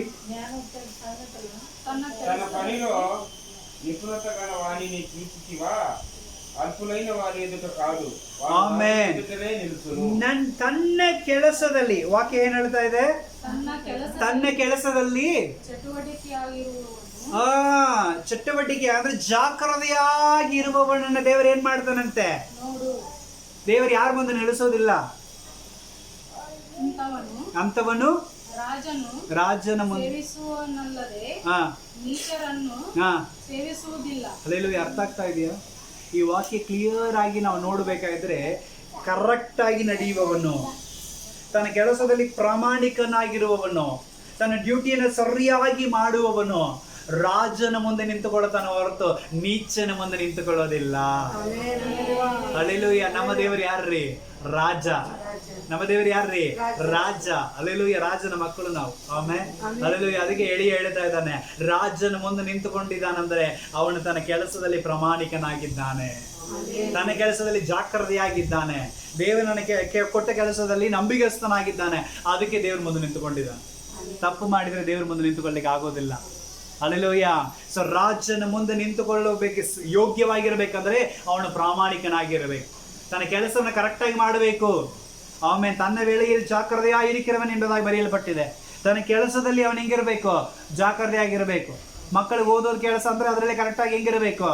ಅದನ್ನು ಮಾಡಬೇಕು. ದುಡಿಯೋರಿಗೆ ದುಡಿಮೆ ಒಂದು ಕೆಲಸವಾಗಿದ್ರೆ ಅದರಲ್ಲಿ ಕರೆಕ್ಟ್ ಆಗಿರಬೇಕು. ಸೇವಕರಿಗೆ ಸೇವೆ ಮಾಡೋದು, ಪ್ರಾರ್ಥನೆ ಮಾಡೋದು ಕೆಲಸವಾಗಿದ್ರೆ ಅದರಲ್ಲಿ ಕರೆಕ್ಟ್ ಆಗಿರಬೇಕು. ಆಮೇಲೆ ಅದರಲ್ಲಿ ಸರಿಯಾಗಿರೋದಾದ್ರೆ ಅವನು ದೇವರ ಮುಂದೆ ನಿಂತುಕೊಂಡು ಏನ್ ಮಾತಾಡಿದ ದೇವರನ್ನು ಅವನಿಗೋಸ್ಕರ ಎಲ್ಲ ಮಾಡುತ್ತಾನೆ. ಹಲ್ಲೆಲೂಯ. ಮಳೆ ಬರಬಾರ್ದು ಅಂದ್ರೆ ಮಳೆ ಬರೋದಿಲ್ಲ, ಮಳೆ ಬಾ ಅಂದ್ರೆ ಮಳೆ ಬರುತ್ತೆ. ಆಮೇಲೆ ಹಲ್ಲೆಲೂಯ. ಕಾರಣ ಅವನು ತನ್ನ ಕೆಲಸದಲ್ಲಿ ಜಾಗೃತೆಯಾಗಿರಬೇಕು, ದೇವರನ್ನ ಎದುರುಗಡೆ ಇಟ್ಟುಕೊಂಡು ದುಡಿಯುವಂತವನಾಗಿರಬೇಕು. ಹಲ್ಲೆಲೂಯ. ಇನ್ನೊಂದು ವಾಕ್ಯವನ್ನು ಕೂಡ ನಾವು ಓದಿಕೊಳ್ಳೋಣ. ಯೆರೆಮೀಯನ ಪುಸ್ತಕ 15ನೇ ಅಧ್ಯಾಯ 19ನೇ ವಚನ.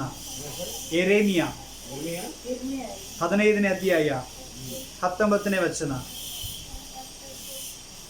15ನೇ ಅಧ್ಯಾಯ 19. యెహోవా ఎలాగ సెలవిచ్చును, నీవు నా తట్టు తిరిగిన ఎడల, ನೀನು ನನ್ನ ಕಡೆಗೆ ತಿರುಗಿಕೊಂಡರೆ, నీవు నా సన్నిధిని నిలిచినట్లు నేను నిన్ను తిరిగి రక్షించును. ಆಮೆನ್. ಹಲ್ಲೆಲೂಯ.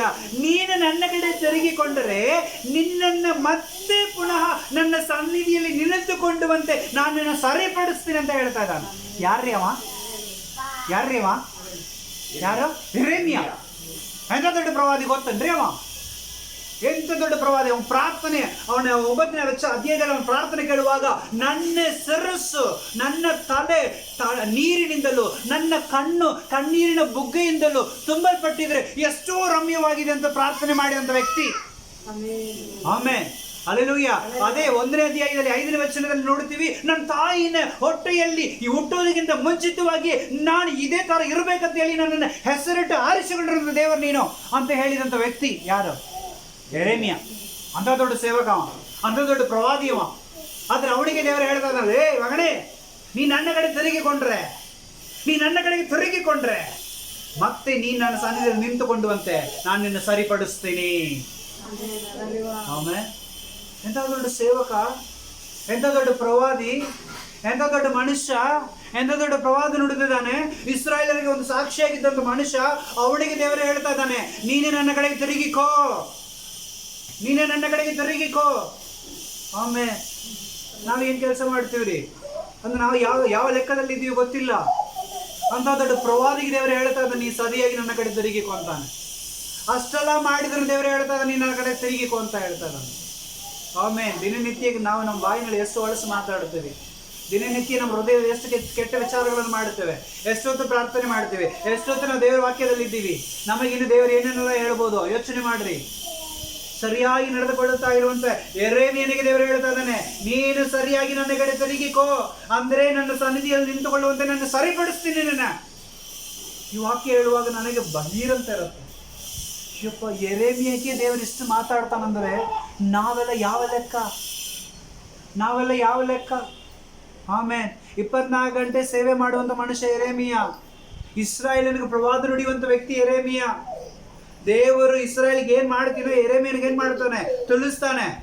ಸಗಣಿ ತಿನ್ನೋದ್ರ ತಿನ್ಬೇಕವ. ಆಮೇಲೆ ಎಸ್, ಯಾಕಂದ್ರೆ ಯೆರೆಮೀಯನಿಗೆ ಅಷ್ಟು ಕಠಿಣವಾಗಿ ಹಿಂಗೆ ಮಾಡ್ತೀನಿ ಅಂತ ಅನುಭವದಿಂದ ಹೇಳುವಂತ ವ್ಯಕ್ತಿ ಯೆರೆಮೀಯ. ಆದ್ರೆ ಅವನಿಗೆ ದೇವರು ಹೇಳ್ತಾ ಇದ್ದಾನೆ, ನೀನು ನನ್ನ ಕಡೆ ತಿರುಗಿಕೋ, ಅಂದ್ರೆ ನಿನ್ನ ಸರಿಪಡಿಸಿ ಮತ್ತೆ ನನ್ನ ಸನ್ನಿಧಿಯಲ್ಲಿ ನಿಂತುಕೊಳ್ಳುವಂತೆ ಮಾಡ್ತೀನಿ. ಆಮೇಲೆ ಈ ವಾಕ್ಯ ಓದುವಾಗ ನನಗೆ ಈ ವಾಕ್ಯ ಅಷ್ಟು ಚುಚ್ಚುತ್ತೆ. ಆಮೇಲೆ ನಾನು ವಾಕ್ಯ ಓದದೇ ಇರುವಾಗ, ನಾನು ಪ್ರಾರ್ಥನೆ ಮಾಡದೇ ಇರುವಾಗ, ನಾನು ಸರಿಯಾಗಿ ನಡೆಯದೇ ಇರುವಾಗ ಈ ವಾಕ್ಯ ಅಷ್ಟೇ ನನಗೆ ಚುಚ್ಚುತ್ತೆ. ಅಷ್ಟು ಪ್ರವಾದಿಗೆ ದೇವರು ಹಂಗೆಲ್ಲ ಮಾತಾಡಿದನಂದ್ರೆ ಇಂಥ ಕೃಪೆನ ಕಾಲದಲ್ಲಿ ಎಷ್ಟೆಲ್ಲ ನಾವು ದೇವರಿಗೆ ನಾವು ವಿಧೇಯರಾಗಿರ್ತೀವೋ ಗೊತ್ತಿಲ್ಲ ಅಂತೇಳಿ. ಆಮೇಲೆ ಹಲ್ಲೆಲೂಯಾ. ದೇವರನ್ನ ಸಮಾಧಾನ ಮಾಡಬೇಕಂದ್ರೆ ಅಷ್ಟು ಜಲ್ದಿ ಇಲ್ಲ ಪ್ರಿಯರೇ. ಆಮೇಲೆ ಹಲ್ಲೆಲೂಯಾ. ಅಲ್ಪ ಸುಖದ ಮೇಲೆ ಮನಸ್ಸಿಟ್ಟುಕೊಂಡು ನಾವು ಎಷ್ಟು ತಪ್ಪು ಕೆಲಸ ಮಾಡ್ತೀವಿ. ನಿಜ ಪ್ರಿಯರೇ, ನಾವು ನೋಡ್ತಾ ಇರ್ತೀವಿ. ಯಬ್ಬನ ಕಾಲದಲ್ಲಿ ನಾವು ಮಾಡುವಂಥ ಎಲ್ಲಾ ತಪ್ಪುಗಳಿಗೂ ನಾವು ಶಿಕ್ಷೆ ಅನುಭವಿಸ್ತೀವಿ. ಪ್ರಸಂಗಿ ನಾವು ಓದುವಾಗ ಗೊತ್ತಾಗ್ತಾ ಇರತ್ತೆ. ಎವಳಿಸ್ತಾನೆ, ಯಬ್ಬನ ಕಾಲದಲ್ಲಿ ನೀನು ಸೃಷ್ಟಿಕರ್ತನ ಏನ್ ಮಾಡಿ ನೀನು ನೆನೆಸಿಕೋ. ಆಮೇಲೆ ಅವತ್ತು ಒಂದು ವೇಳೆ ನಾವು ದೇವರು ನೆನೆಸ್ಲಿಲ್ಲ ಅಂದ್ರೆ ತುಂಬಾ ಕಷ್ಟ. ದೇವ್ರ ವಾಕ್ಯ, ಈ ಲೋಕವನ್ನು ನೋಡಬೇಡ, ಇದು ಮಾಯೆ, ಇದು ವ್ಯರ್ಥ. ಆಮೇಲೆ ಹಲ್ಲೆಲೂಯಾ. ಇದನ್ನು ನಾವು ಹಿಂಬಾಲಿಸಿಕೊಂಡು ಹೋಗೋದಾದರೆ ಖಂಡಿತವಾಗಿ ನಮಗೇನು ಸಿಗೋದಿಲ್ರಿ, ಅಲ್ಲಿ ಹೋಗ್ಲಿಕ್ಕೆ ಗ್ಯಾರಂಟಿ ಆಗೋದಿಲ್ಲ. ಹಲ್ಲೆಲೂಯಾ. ನಾವು ಅನ್ಕೊಂಡಿರ್ಬೋದು ಸತ್ತ ಮೇಲೆ ನೋಡೋಣ. ಆಮೇಲೆ ಶ್ರೀಮಂತರ ಮುಂದೆ ಇದ್ನಲ್ಲ ಲಾಜರ, ಹಲ್ಲೆಲೂಯಾ. ಶ್ರೀಮಂತರ ಮುಂದೆ ಲಾಜರ್ ಇದ್ದ, ಅವ ಎಲ್ಲಿ ಹೋದ? ಮೇಲೆ ಹೋದ. ಶ್ರೀಮಂತನಾಗಿ ಮೆರೀತಾ ಇದ್ದವನು ಎಲ್ಲಿ ಹೋದ? ಪಾತಾಳಕ್ಕೆ ಹೋದ. ಅಲ್ಲಿದ್ದು ಕೇಳ್ತಾ ಇದ್ದಾನೆ, ಏ ಲಾಜರ, ನಿನ್ನ ಕೈಯಿಂದ ಒಂದು ಹನಿ ನೀರು ಕೊಟ್ಟರೆ ಎಷ್ಟೋ ಸಂತೋಷವಾಗಿ. ವೇದನೆ, ಕಷ್ಟ ತಾಳ್ಲಿಕ್ಕೆ ಆಗೋದಿಲ್ಲ. ಅದಕ್ಕೆ ಈ ಸಮಯ ಹೇಳ್ತಾ ಇದ್ದಾನೆ, ಕಾಲ ಇರುವಾಗಲೇ ಎಚ್ಚೆತ್ತು ತಿರುಗಿಕೋ, ಈಗಲೇ ನನ್ನ ಕಡೆ ತಿರುಗಿಕೋ, ಅಂದ್ರೆ ನಾನು ನಿನ್ನ ಸರಿಪಡಿಸ್ತೀನಿ. ದೇವರು ನಮಗೆ ಅವಕಾಶ ಕೊಟ್ಟಿದ್ದಾನ್ರಿ. ಅಲ್ಲೆಲ್ಲ ದೇವರು ನಮಗೆ ಏನ್ ಮಾಡಿದ್ದಾನೆ? ಅವಕಾಶ ಕೊಟ್ಟಿದ್ದಾನೆ. ಯೆರೆಮೀಯನಿಗೆ ದೇವರು ಅವಕಾಶ ಕೊಡ್ತಾನೆ, ನನ್ನ ಕಡೆ ತಿರುಗಿಕೋ, ಮತ್ತೆ ನಾನು ಏನ್ ಮಾಡ್ತೀನಿ? ಸರಿಪಡಿಸಿ ನನ್ನ ಸಮ್ಮುಖದಲ್ಲಿ ನಿಲ್ಲಿಸ್ಕೊಳ್ತೀನಿ. ಆಮೇಲೆ ದೇವ್ರು ಮಾತಾಡುವಾಗಲೇ, ದೇವರು ಹೇಳುವಾಗಲೇ ಪಶ್ಚಾತ್ತಾಪ ಪಡೋಣ. ಇಬ್ಬಾಯಿಯ ಕತ್ತಿ, ನನಗೂ ಇದು ನಿಮಗೂ ಇದು, ತಿರುಗಿಕೋಬೇಕು ನಾವು. ದೇವರು ಹೇಳುವಾಗಲೇ ನಾವೇನ್ ಮಾಡ್ಕೋಬೇಕು? ತಿರುಗಿಕೊಳ್ಳಬೇಕು. ದೇವರೇ ತಪ್ಪು ಮಾಡಿದ್ದೀನಿ, ಹೌದು ಅಂತ ಒಪ್ಪಿಕೊಳ್ಳಬೇಕು. ಅಂದ್ರೆ ದೇವರು ಮತ್ತೆ ಪುನಃ ಆತನ ಸಮ್ಮುಖದಲ್ಲಿ ನಿಂತುಕೊಳ್ಳುವಂತೆ ಮಾಡುತ್ತಾನೆ. ಆಮೇಲೆ ಹಲ್ಲೆಲೂಯಾ. ವಾಕ್ಯವನ್ನು ಓದಿಕೊಳ್ಳ. ಲೂಕನ ಪುಸ್ತಕ 21ನೇ ಅಧ್ಯಾಯ 36ನೇ ವಚನ. ಲೂಕನ ಪುಸ್ತಕ 21ನೇ ಅಧ್ಯಾಯ 36ನೇ ವಚನ. ಆದರೆ ಬರೋದಕ್ಕಿಂತಿರುವ ಇವೆಲ್ಲವುಗಳಿಗಾಗಿ ತಪ್ಪಿಸಿಕೊಳ್ಳುವುದಕ್ಕೂ ಮನುಷ್ಯ ಕುಮಾರನ ಮುಂದೆ ನಿಂತುಕೊಳ್ಳುವುದಕ್ಕೂ ನೀವು ಪೂರ್ಣ ಶಕ್ತರಾಗುವಂತೆ ಎಲ್ಲಾ ಕಾಲದಲ್ಲಿಯೂ ದೇವರಿಗೆ ವಿಜ್ಞಾಪನೆ ಮಾಡಿಕೊಳ್ಳುತ್ತಾ ಎಚ್ಚರವಾಗಿರ್ರಿ. ಎಂತ ವಾಕ್ಯ ರೀ, ಎಂತ ವಾಕ್ಯ ಎಲ್ಲ ನೀವು ಅಂಡರ್ಲೈನ್ ಮಾಡಿ ಇಟ್ಕೋಬೇಕು. ಆಮೇಲೆ ಹಲ್ಲೆಲೂಯಾ. ಏನ್ ಮಾಡಿ ಇಟ್ಕೋಬೇಕು? ಅಂಡರ್ಲೈನ್ ಮಾಡಿ ಇಟ್ಕೋಬೇಕು. ವಾಕ್ಯ ಹೇಳ್ತಾ ಇದೆ, ಮನುಷ್ಯ ಕುಮಾರನ ಮುಂದೆ ನಿಂತುಕೊಳ್ಳೋದಕ್ಕೆ ಅರ್ಹತೆ ಉಳ್ಳವರಾಗಿ, ಪಾತ್ರರಾಗಿ, ಯೋಗ್ಯರಾಗಿರುವಂತೆ ಯಾವಾಗಲೂ, ವಾಕ್ಯ ಹೇಳ್ತಾ ಇದೆ, ಯಾವಾಗಲೂ ಎಚ್ಚರವಾಗಿದ್ದುಕೊಂಡು ಪ್ರಾರ್ಥನೆ ಮಾಡ್ರಿ. ಯಾವಾಗಲಂದ್ರೆ ಯಾವಾಗಲೂ. ಆಮೇಲೆ ಹೊತ್ತೇ ಇಲ್ಲ, ಹಗಲು ರಾತ್ರಿ 24 ಗಂಟೆ ಯಾವಾಗಲೂ ಪ್ರಾರ್ಥನೆಯಲ್ಲಿ ನಾವೇನ್ ಮಾಡ್ತಾ ಇರ್ಬೇಕು? ಎಚ್ಚರವಾಗಿರ್ಬೇಕು. ಆಮೇನ್, ಹಲ್ಲೆಲೂಯಾ.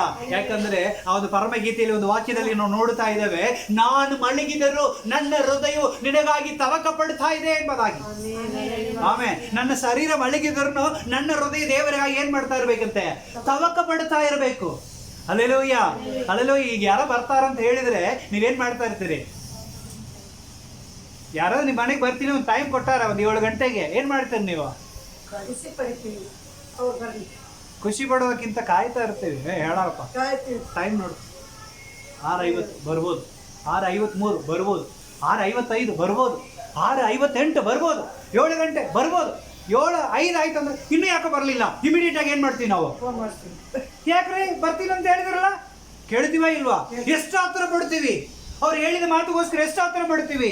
ನಾನು ದೇವರಿಗೆ ತೀರ್ಮಾನ ಮಾಡ್ಕೊಂಡ್ರೆ, ದೇವರೇ ಪ್ರಾರ್ಥನೆಗೆ ಬರ್ತೀನಿ, ಪ್ರಾರ್ಥನೆ ಮಾಡ್ತೀನಿ ಅಂತೇಳಿ ತೀರ್ಮಾನ ಮಾಡಿಕೊಂಡು ಆ ಸಮಯದಲ್ಲಿ ನಾನು ಪ್ರಾರ್ಥನೆ ಮಾಡದೇ ಇದ್ರೆ ದೇವ ನನಗೋಸ್ಕರ ಇದೇ ತರ ಕಾಯ್ತಾನೆ ಇಲ್ವಾ? ಖಂಡಿತವಾಗಿ ಕಾಯ್ತಾ ಇರ್ತಾನೆ. ನನ್ನ ಮಗನು ಈ ಟೈಮಿಗೆ ಪ್ರಾರ್ಥನೆ ಕುತ್ಕೊಳ್ತೀನಿ ಅಂತ ಹೇಳಿದ್ನಲ್ಲ, ಯಾಕೋ ಇನ್ನು ಬಂದು ಕುತ್ಕೊಂಡಿಲ್ಲ, ಯಾಕೋ ಇನ್ನು ಪ್ರಾರ್ಥನೆ ಪ್ರಾರಂಭ ಮಾಡಿಲ್ಲ, ಯಾಕೋ ಇನ್ನು ಬರಲಿಲ್ಲ ಅಂತ ದೇವರು ಕಾಯ್ತಾನೆ ಇಲ್ವಾ? ಕಾಯ್ತಾನ ಪ್ರಿಯ. ಆಮೇಲೆ ಹಲ್ಲೆಲೂಯಾ. ಕಾದು ಒಂದು ವೇಳೆ ದೇವ್ರು ಕರೆದ್ರೂ ಹೋಗಿ ಕುಂತಿಲ್ಲ ಅಂದ್ರೆ ಯೋಚನೆ ಮಾಡ್ರಿ. ಒಂದು ವೇಳೆ ನಾವು ಅವ್ರಿಗೋಸ್ಕರ ಎಲ್ಲ ಅಡಿಗೆ ಮಾಡೀವಿ, ಎಲ್ಲ ಸಿದ್ಧತೆ ಮಾಡೀವಿ, ಅವ್ರು ಬರ್ತಾರಂತ ಹೇಳಿ ಕಾದು ಇರ್ತೀವಿ, ಆದ್ರೆ ಫೋನ್ ಮಾಡಿ ನಾವು ಹೇಳ್ತೀವಿ ಇನ್ನೊಂದು 5 ನಿಮಿಷ ಅಂತಾರೆ. ಆಮೇಲೆ ಒಂದು 7:15 ಫೋನ್ ಹಚ್ಚಿದಾಗ ಅವ್ರು ಹೇಳ್ತಾರೆ, ಇಲ್ರಿ ಸಾರಿ ನಾನು ಬರೋಕ್ ಆಗ್ಲಿಲ್ಲ ಅಂತ ಹೇಳಿದ್ರೆ ಹೆಂಗಾಗತ್ರಿ ನಮಗೆ? ಯೋಚನೆ ಮಾಡ್ರಿ. ಆಮೇಲೆ ಎಷ್ಟು ಬೇಸರ ಆಗುತ್ತೆ. ಏನ್ರಿ ಹಿಂಗೆಲ್ಲ ಮಾಡ್ಬಿಟ್ರಲ್ಲ, ಎಷ್ಟು ನೊಂದುಕೊಂಡಿರ್ತೀವಿ. ಇದೇ ತರ ನಾನು ಕೂಡ ದೇವ್ರ ಸಮ್ಮುಖದಲ್ಲಿ ಹೋಗಿ ಪ್ರಾರ್ಥನೆ ಮಾಡ್ಬೇಕಂತ ಹೇಳಿ ದೇವ್ರು ಇಷ್ಟಪಡ್ತಾನಲ್ಲ. ನನ್ನ ಮಕ್ಕಳು ಟೈಮ್ ಕೊಟ್ಟಾರ ಅದ್ರಲ್ಲಿ ಪ್ರಾರ್ಥನೆ ಮಾಡಬೇಕು ಅಂತ ಹೇಳಿ ದೇವ್ರು ಕಾಯ್ತಾ ಇರ್ತಾನಲ್ಲ. ಒಂದು ವೇಳೆ ನಾವು ಹೋಗದೆ ಹೋದ್ರೆ ದೇವ್ರು ನೋಡ್ತಾನೆ, ಆಯ್ತು ಇನ್ನೊಂದು 5 ನಿಮಿಷ ಬರ್ಬೋದು, ಇನ್ನೊಂದು 10 ನಿಮಿಷ ಬರ್ಬೋದು, ಇನ್ನೊಂದು ಅರ್ಧ ಗಂಟೆ ಬರ್ಬೋದು ಅಂತ ಹೇಳಿ ಕೊನೆಗೆ ನಾವು ಹೋಗ್ಲೇ ಇಲ್ಲ ಅಂತಂದ್ರೆ ದೇವರು ನನಗಾಗಿ ಎಲ್ಲ ರೆಡಿ ಮಾಡಿ ಇಟ್ಟಿರೋದನ್ನ ನೋಡ್ತಾನೆ, ಕೊಡ್ಬೇಕಂದ್ರೆ ನೋಡ್ತಾನೆ. ಕೊನೆಗೆ ನಾವು ಹೋಗ್ಲಿಲ್ಲ ಅಂದ್ರೆ ಅದನ್ನೇನ್ ಮಾಡ್ತಾನೆ? ಬರ್ಲಿಲ್ಲ ಬಿಡು, ಯಾರಿಗೆ ಬರ್ತಾನೆ ಅವ್ರಿಗೆ ಕೊಟ್ಟು ಬಿಡ್ತಾನೆ. ಆಮೇಲೆ ಅರ್ಥ ಆಗ್ತಾ ಇದೆಯಾ? ದೇವ್ರು ಮಾತಾಡ್ತಾ ಇದ್ದಾನೆ ಪ್ರಿಯರೇ. ಹಲ್ಲೆಲೂಯಾ. ಅರ್ಥ ಮಾಡ್ಕೋಬೇಕು. ನಾವು ದೇವರ ಮುಂದೆ ನಿಂತುಕೊಳ್ಳಲಿಕ್ಕೆ ನಾವು ಯೋಗ್ಯರಾಗಿರ್ಬೇಕಂದ್ರೆ ಯಾವಾಗಲೂ ಎಚ್ಚರವಾಗಿ ನಾವು ಪ್ರಾರ್ಥನೆ ಮಾಡುವಂತವರಾಗಿರ್ಬೇಕು. ಆಮೇಲೆ ಎಚ್ಚರವಾಗಿ ಏನ್ ಮಾಡ್ಬೇಕು? ನಾವು ಪ್ರಾರ್ಥನೆ ಮಾಡುವಂತವರಾಗಿರ್ಬೇಕು. ಹಲ್ಲೆಲೂಯಾ. ಸೊ ಈ ರೀತಿ ಪ್ರಾರ್ಥನೆ ಮಾಡಿದ್ರೆ ನಾನು ಎಂತಹ ಪ್ರಾರ್ಥನೆ ಮಾಡಿದ್ರು ದೇವರು ಕೇಳ್ತಾನೆ. ಎಲಿಯಾಗ ಅಷ್ಟು ಒಂದು ದೇವರನ್ನ ಎದುರುಗಡೆ ಇಟ್ಟುಕೊಂಡು ಅವನು ಏನ್ ಮಾಡಿದ? ಪ್ರಾರ್ಥನೆ ಮಾಡಿದ. ಹಲ್ಲೆಲೂಯಾ. ಯಾಕೆ ಈ ರೀತಿ ಪ್ರಾರ್ಥನೆ ಮಾಡಿದ ಅಂತ ಇನ್ನೊಂದು ಪ್ರಶ್ನೆ ಬರ್ತಾ ಇರತ್ತಂದ್ರೆ, ಅವನ್ ದೇವರ ಮುಂದೆ ನಿಂತುಕೊಂಡು ಬಿಟ್ರೆ ಸಾಕು, ಅವನ ಮನಸ್ಸು ಕೂಡ ದೇವರಂತೆ ಯೋಚನೆ ಮಾಡುತ್ತೆ. ಹಲ್ಲೆಲೂಯಾ. ಹಳೆ ಕಾಲದಲ್ಲಿ ದೇವರು ಇಸ್ರಾಯೇಲ್ ಜನರನ್ನ ಖಂಡಿಸ್ಬೇಕಂತ ಹೇಳಿದ್ರೆ 3 ಕಾರ್ಯಗಳನ್ನು ಮಾಡ್ತಿದ್ರು. ಇಸ್ರಾಯೇಲ್ ಜನರನ್ನ ಸರಿಪಡಿಸಬೇಕಂದ್ರೆ, ಇಸ್ರಾಯೇಲ್ ಜನರನ್ನ ನಡೆಸಬೇಕಂದ್ರೆ, ಇಸ್ರಾಯೇಲ್ ಜನರನ್ನ ಸರಿಪಡಿಸಬೇಕಂದ್ರೆ ದೇವರು ಈ 3 ಕಾರ್ಯಗಳನ್ನು ಮಾಡ್ತಾ ಇದ್ರು. ಏನೇನ್ ಕಾರ್ಯ ಗೊತ್ತಾ? ಒಂದು, ಅವ್ರಿಗೆ ಬರ ಮಾಡ್ತಿದ್ರು. ಕೆಟ್ಟದಾಗಿರೋ ಒಂದು ಬರ ಇಸ್ರಾಯೇಲ್ ಜನರು. ಯಾಕಂದ್ರೆ ಐಗುಪ್ತ ದೇಶದಲ್ಲಿ ಹೋಗಿ ಇಸ್ರಾಯೇಲ್ ಸೇರ್ಕೊಳ್ಳಿ ಕಾರಣ ಏನಾಗಿತ್ತಂದ್ರೆ ಬರ. ಆಮೇಲೆ ಕರೆಕ್ಟಾ? ಯಾಕೋಬನ ಕಾಲದಲ್ಲಿ ಏನಿತ್ತು? ಬರ ಇತ್ತು. ಆಗ ಎಲ್ಲರೂ ಹೋಗಿ ಏನ್ ಮಾಡ್ಕೊಂಡ್ಬಿಟ್ರು? ಬರ ಅಂದ್ರೆ ಗೊತ್ತಾ? ಶ್ಯಾಮ ಅಂದ್ರೆ ಏನು? ಆಮೇಲೆ ಹಲ್ಲೆಲೂಯಾ. ಶ್ಯಾಮ ಅಂದ್ರೆ ಊಟ ಗತಿ ಇಲ್ಲದೆ ಒಂದು ಸ್ಥಿತಿ, ಅದೇ ಬರ. ಆಮೇಲೆ ಮಳೆ ಬರೋದಿಲ್ಲ, ಮಳೆ ಬರಲಿಲ್ಲ ಅಂದ್ರೆ ಬೆಳೆ ಇರೋದಿಲ್ಲ, ಬೆಳೆ ಇರೋದಿಲ್ಲ ಅಂದ್ರೆ ಬೆಳೆ ಏರುವಿಕೆ ಆಗಿರುತ್ತೆ, ಬೆಳೆ ಏರುವಿಕೆ ಆಗಿದ್ರೆ ಏನಾಗೋದಿಲ್ಲ, ತಗೊಳಕ್ಕೂ ಆಗೋದಿಲ್ಲ, ಕೆಲಸನೂ ಇರೋದಿಲ್ಲ, ರೊಕ್ಕನೂ ಇರೋದಿಲ್ಲ, ಊಟ ತಗೊಳಕ್ ಆಗೋದಿಲ್ಲ. ಇದೇ ಬರ. ಆಮೇನ್. ಇದು ದೇವರ ಕೋಪ. ಇಸ್ರಾಯೇಲ್ ಜನರು ತಪ್ಪು ಮಾಡುವಾಗಲೇ ದೇವರು ಬರ ಮಾಡ್ತಿದ್ರು. ಇಲ್ಲ ಅಂದ್ರೆ ಅಂಟು ರೋಗ, ಇಲ್ಲಾಂದ್ರೆ ದೇವ್ರು ಏನ್ ಮಾಡ್ತಿದ್ರು? ಅಂಟು ರೋಗ ಕಳಿಸ್ಬಿಡ್ತಿದ್ರು. ಮೂಲವ್ಯಾಧಿ, ಆ ವ್ಯಾಧಿ, ಈ ವ್ಯಾಧಿ, ಏನೇನೋ ವ್ಯಾಧಿಗಳು ಬಂದು ಜನ ಸಾಯ್ತಿದ್ರು. ಆಮೇಲೆ ಕರೆಕ್ಟಾ? ಹಲ್ಲೆಲೂಯಾ. ಹಿಂಗ ಅಂಟು ರೋಗಗಳನ್ನು ಕಳಿಸಿ ಅವ್ರ ತಪ್ಪುಗಳನ್ನು ದೇವರು ಸರಿಪಡಿಸ್ತಾ ಇದ್ರು. ಇಲ್ಲ ಅಂದ್ರೆ ಮೂರನೇದಾಗಿ ದೇವ್ರು ಏನ್ ಮಾಡ್ತಿದ್ರು? ಖಡ್ಗ, ಅಂದ್ರೆ ಯುದ್ಧ, ಸಂಹಾರ, ಬೇರೆ ರಾಜ್ಯಗಳು ಒಪ್ಪಿಸ್ಕೊಟ್ಬಿಡೋದು, ಅವ್ರು ಬರೋದು, ಎಲ್ಲರನ್ನ ಕಡಿಯೋದು, ಧ್ವಂಸ ಮಾಡ್ಕೊಂಡು ಹೋಗ್ಬಿಡೋದು. ಈ ಮೂರು ಟೆಕ್ನಿಕಲ್ ಯೂಸ್ ಮಾಡ್ತಾ ಇದ್ರು. ಯಾರು? ದೇವರು.